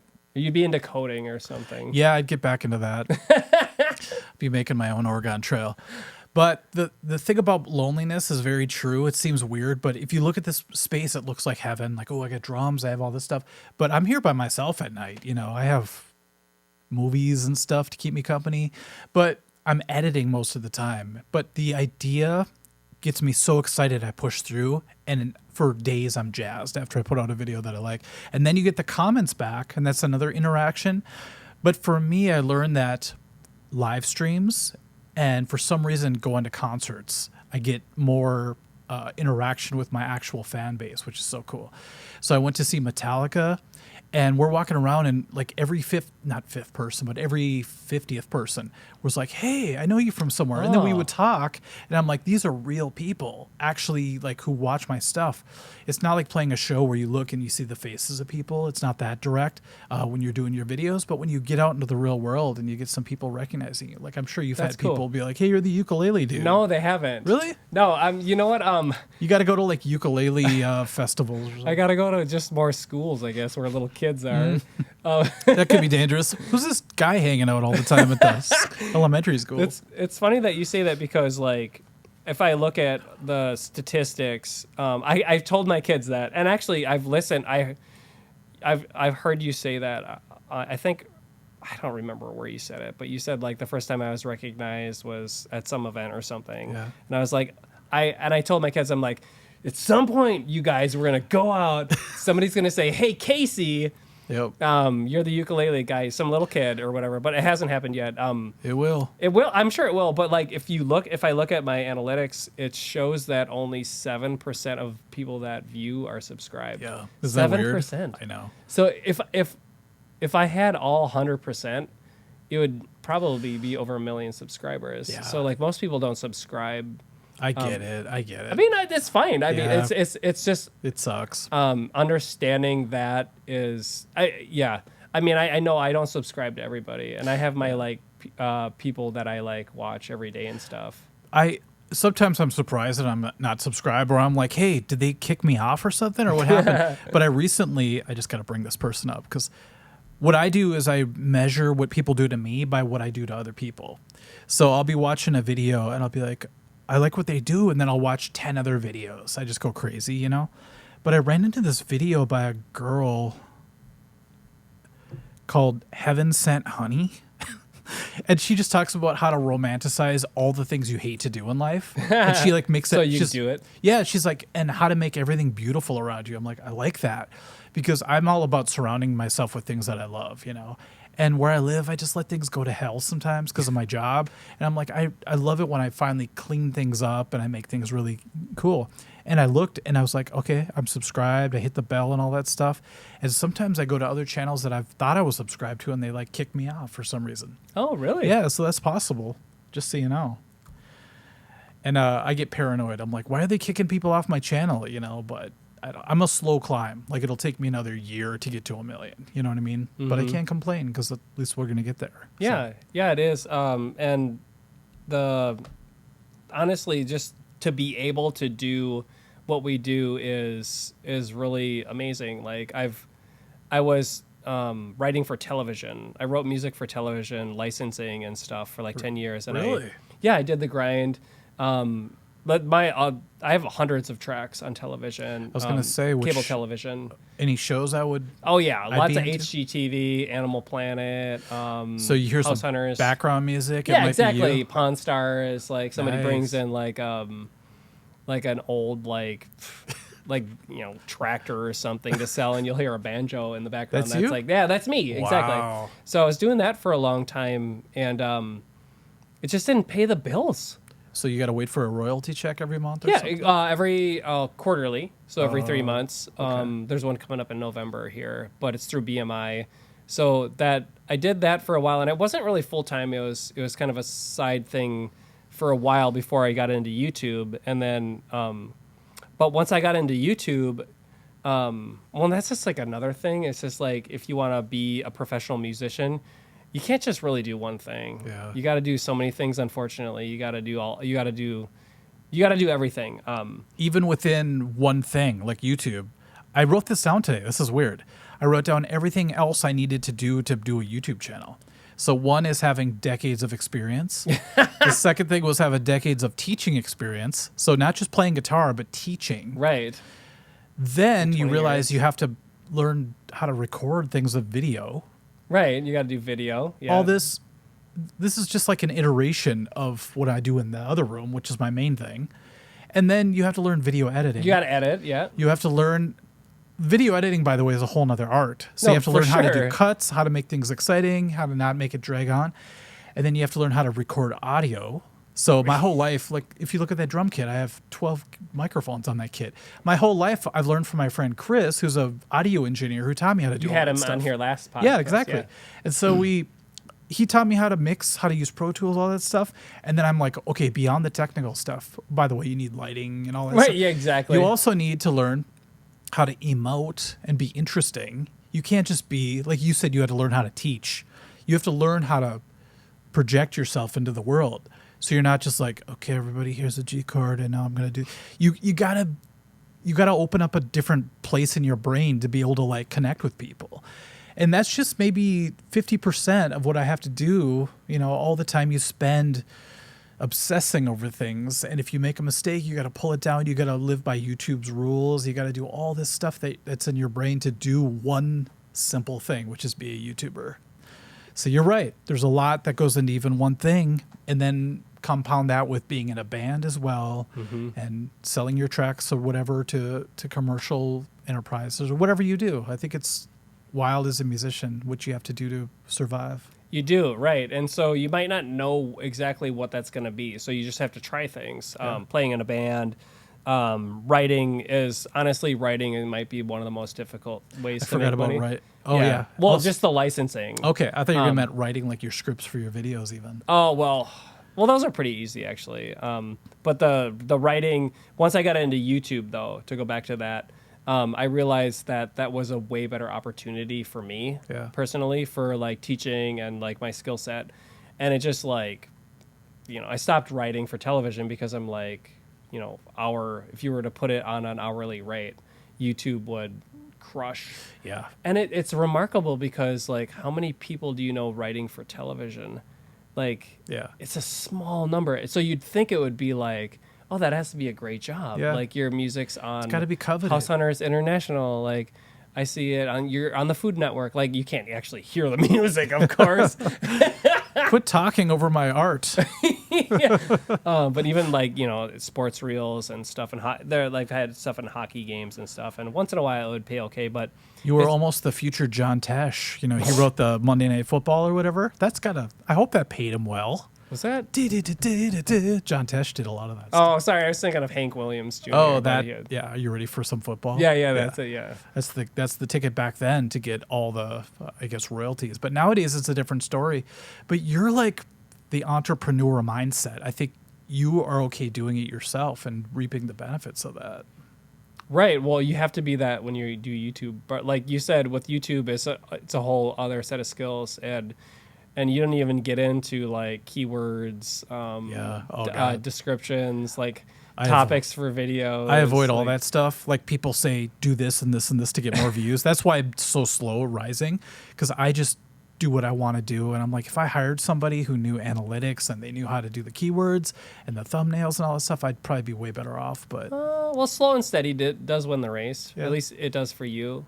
Yeah. I'm not in a hurry, I want a slow burn, because I feel like if you shoot to the top, it's easy to just shoot back down. Because you have to sustain. You feel like you have to sustain that. Yeah, like you get audience capture. Like, what if you did one series that you hated, and all of a sudden it shot up in popularity? You're like, oh, now I guess I got to do banjo videos forever. No, I'm not saying banjo. No, for sure. Anything. So I try to avoid that. I just do what I'm inspired by. And that's why the other day I had a great idea for a video and I just didn't do it because I wasn't feeling it 100%. I'm like, you know what? I'd rather actually set up for Kelly's podcast. So I kind of lead by, it's hard to explain, but ever since I started meditating, I get downloads or something that tell me the next move. It seems weird. You're just more in tune with what you, so you have these urges like, that's the thing, is like you need to be doing something. Like we always feel like we need to be like producing. Yeah. But then when you check in, you're like, what do I actually feel like doing? Right. Do I feel like doing that? You know what? Maybe I should not do that because I won't be able to do it 100%. It'll just be like me forcing myself to do it, and then I won't like doing it. And it comes through in the video, I think. Totally. So when you watch a video and you could tell someone's being paid to do it, that's why I said no. I say no to almost every endorsement. I've only done one endorsement. It was a bottled water company or whatever. It was weird.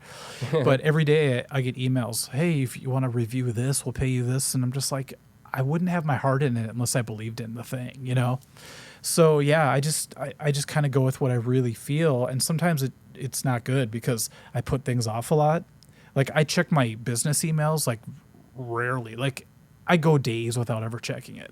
And then I go back and I'm like, oh shit, I should just do this every day. But I'm not compelled to do it. I think I just need to start hiring people. Well, you could, but if you're happy, who cares? Yeah, until it catches up with me, I guess I'll keep going. But I have to always apologize to people. I'm sorry, it's been a while since I've written back, but I'm on this kick now where starting next month, I'm going to go crazy with my website again, because I've been really building on my channel, and now it's like I got to go back to artofguitar.com and really start updating all the videos and doing all the stuff that I want it to be. So that site's been you've had that a long time. Yeah, and I did a huge upgrade like 6 months ago. I like redid all the visuals, and I'm starting to do all the videos. I'm redoing the old ones that are shot on a toaster, I'm just trying to make it look a little more modern, but I'm like, that's going to be the thing that goes on forever. It's going to be kind of a legacy thing. So I'm taking my time, but it's good. But you're doing the web design yourself. Yeah, I do it all through Squarespace. So it's just like kind of a, click and drag or whatever they call that, drag and drop. But it's serving its purpose. It's doing really well, and I just let it do its thing. Right. So during COVID, it exploded. Nice. I wasn't ready for it because all my videos were from my old space and they looked really bad, but people liked it. So Yeah, you know what? As long as the thing is that if the quality doesn't have to be great if it's like genuine. Yeah, it just can't hinder, like if they can't see the strings or where Right, your if fingers go. That's the thing. Yeah. So what are your immediate future plans to end this whole thing? Like, what's your next step? The next step is 6-pack abs. That's what I'm going for.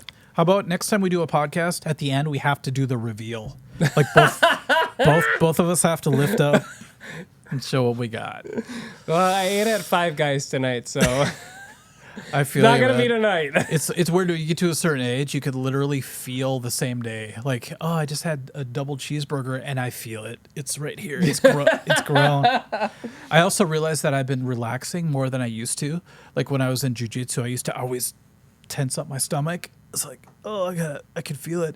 And now I'm just like, like I watched a video the other day. I'm just like, my posture is horse shit. How come I don't care anymore? But yeah, okay. So 6-pack. Well, 6-pack abs. I think I'm just gonna stay the course. Okay. I'm just gonna keep doing what I'm currently doing because I also have a private music. I do private music lessons, and I have some teachers working for me. So that's actually my primary source of like income. That's so cool. Is my business. Thanks. It's like what you used to be doing. Back in the day. I hate to say it, but I hated having people under me because I felt responsible for them too much. And if they couldn't like retain students, I felt like it was my fault, you know. But you know, I think you'd be really good at doing that. You have the demeanor to do that. So yeah, and I'm definitely the old man, like walking around at our business, like yelling at the clouds or whatever. But you're like, hey, why don't you use one of those wooden metronomes, you punk, you young punk? When I was your age, back in my day, yeah, exactly. We actually used tablature. Yes, yeah. Remember tablature before Songster? We had tab books. Songster, yeah, exactly, and YouTube backing tracks. Yeah, those are gold. Yeah, so I think I'm just gonna keep doing the YouTube thing. I really love it. It's my baby. I'm constantly checking it. It's probably actually before I started YouTube, my mental health was really good, and I'm not saying it's bad now, but now that I am into social media, it's just fragmented now. Yeah, it's always like on my mind. Yeah. So it's kind of like I'm always worried about it. Because isn't that weird? Now it's become like my baby. Yeah. So but at the same time, like, what can you do? I just have to laugh because it's almost like this weird gravitational pull. It's always like calling for your attention. Like I'll just be hanging out. Maybe I want to take a day off. I'll be in like Stillwater or something, just hanging out, and I still have to check it. I'll be like, and whoever I'm like hanging out with will be like, just stop. Who cares? I'm like, hold on, I got to check one comment. Hey, Mike, you're gay. I'm like, damn it. Classic. Why don't I just leave it alone? All right, next time we're showing off our abs. So, all right, the pressure's on. Yep, 6 months of insanity. Thanks for having me on, Mike. I really appreciate it. No problem. I have this like circle of people I keep coming back, and I hope you do. My next interview is going to be like I told you, my first guitar teacher. Yes. You know Eric Naylor? He was at my school for a while teaching. No, actually. It's weird that my first guitar teacher ended up working at my school. It was weird. But I ended up buying his 7-string Ibanez. It was my dream guitar. This one right here? Yeah, and I'm like, back when I was a kid, I was like, oh, I love that guitar. He's like, yeah, it's pretty cool, 7 strings. And then like recently, I'm like, do you still have that guitar? He's like, yeah. I'm like, can I buy it from you? So it was like this weird circle of life or something. Nice. It's like, now I have it. Now I have to have him on the podcast. I'm excited. Sweet. I still have dreams about one of my guitars that I let go. Which one? It was an Epiphone Gold Top Les Paul. It was just an Epiphone, it's like a but still. $400 or $500 guitar. Gold tops are sweet. But yeah, it had this Felix the Cat sticker that I had put on it that I got at Edge Fest in 1998, and I stuck it on there. And I had it at Berkeley with me, and I sold it because I needed some money. But I've always thought about like, man, I'd love to have that guitar back. I actually did really like playing on it, and so yeah. That's cool. You ever go crazy like I did? Kind of like when you look up ex-girlfriends on Facebook. I sometimes type in my old guitars that I sold to try to see if they're like being sold on eBay. One time I found one. But I'm still looking for my very first guitar. It was a Harmony with a PV sticker on it. So I totally know how you feel. It's out there. Well, I'll check, if I'll check the garage sales. Yeah, if it ever there's still comes any this through, weekend. it's purple and it's really, really shitty. But There's some nostalgia there. yeah, I would pay good money for that back. So, okay, everyone, thanks for watching. I had fun. I learned a lot. I did too. Cool. And now I have 6 days of editing to do. Oh my god, I'm sorry. That's okay. I'll just use AI. Just kidding. All right, see ya.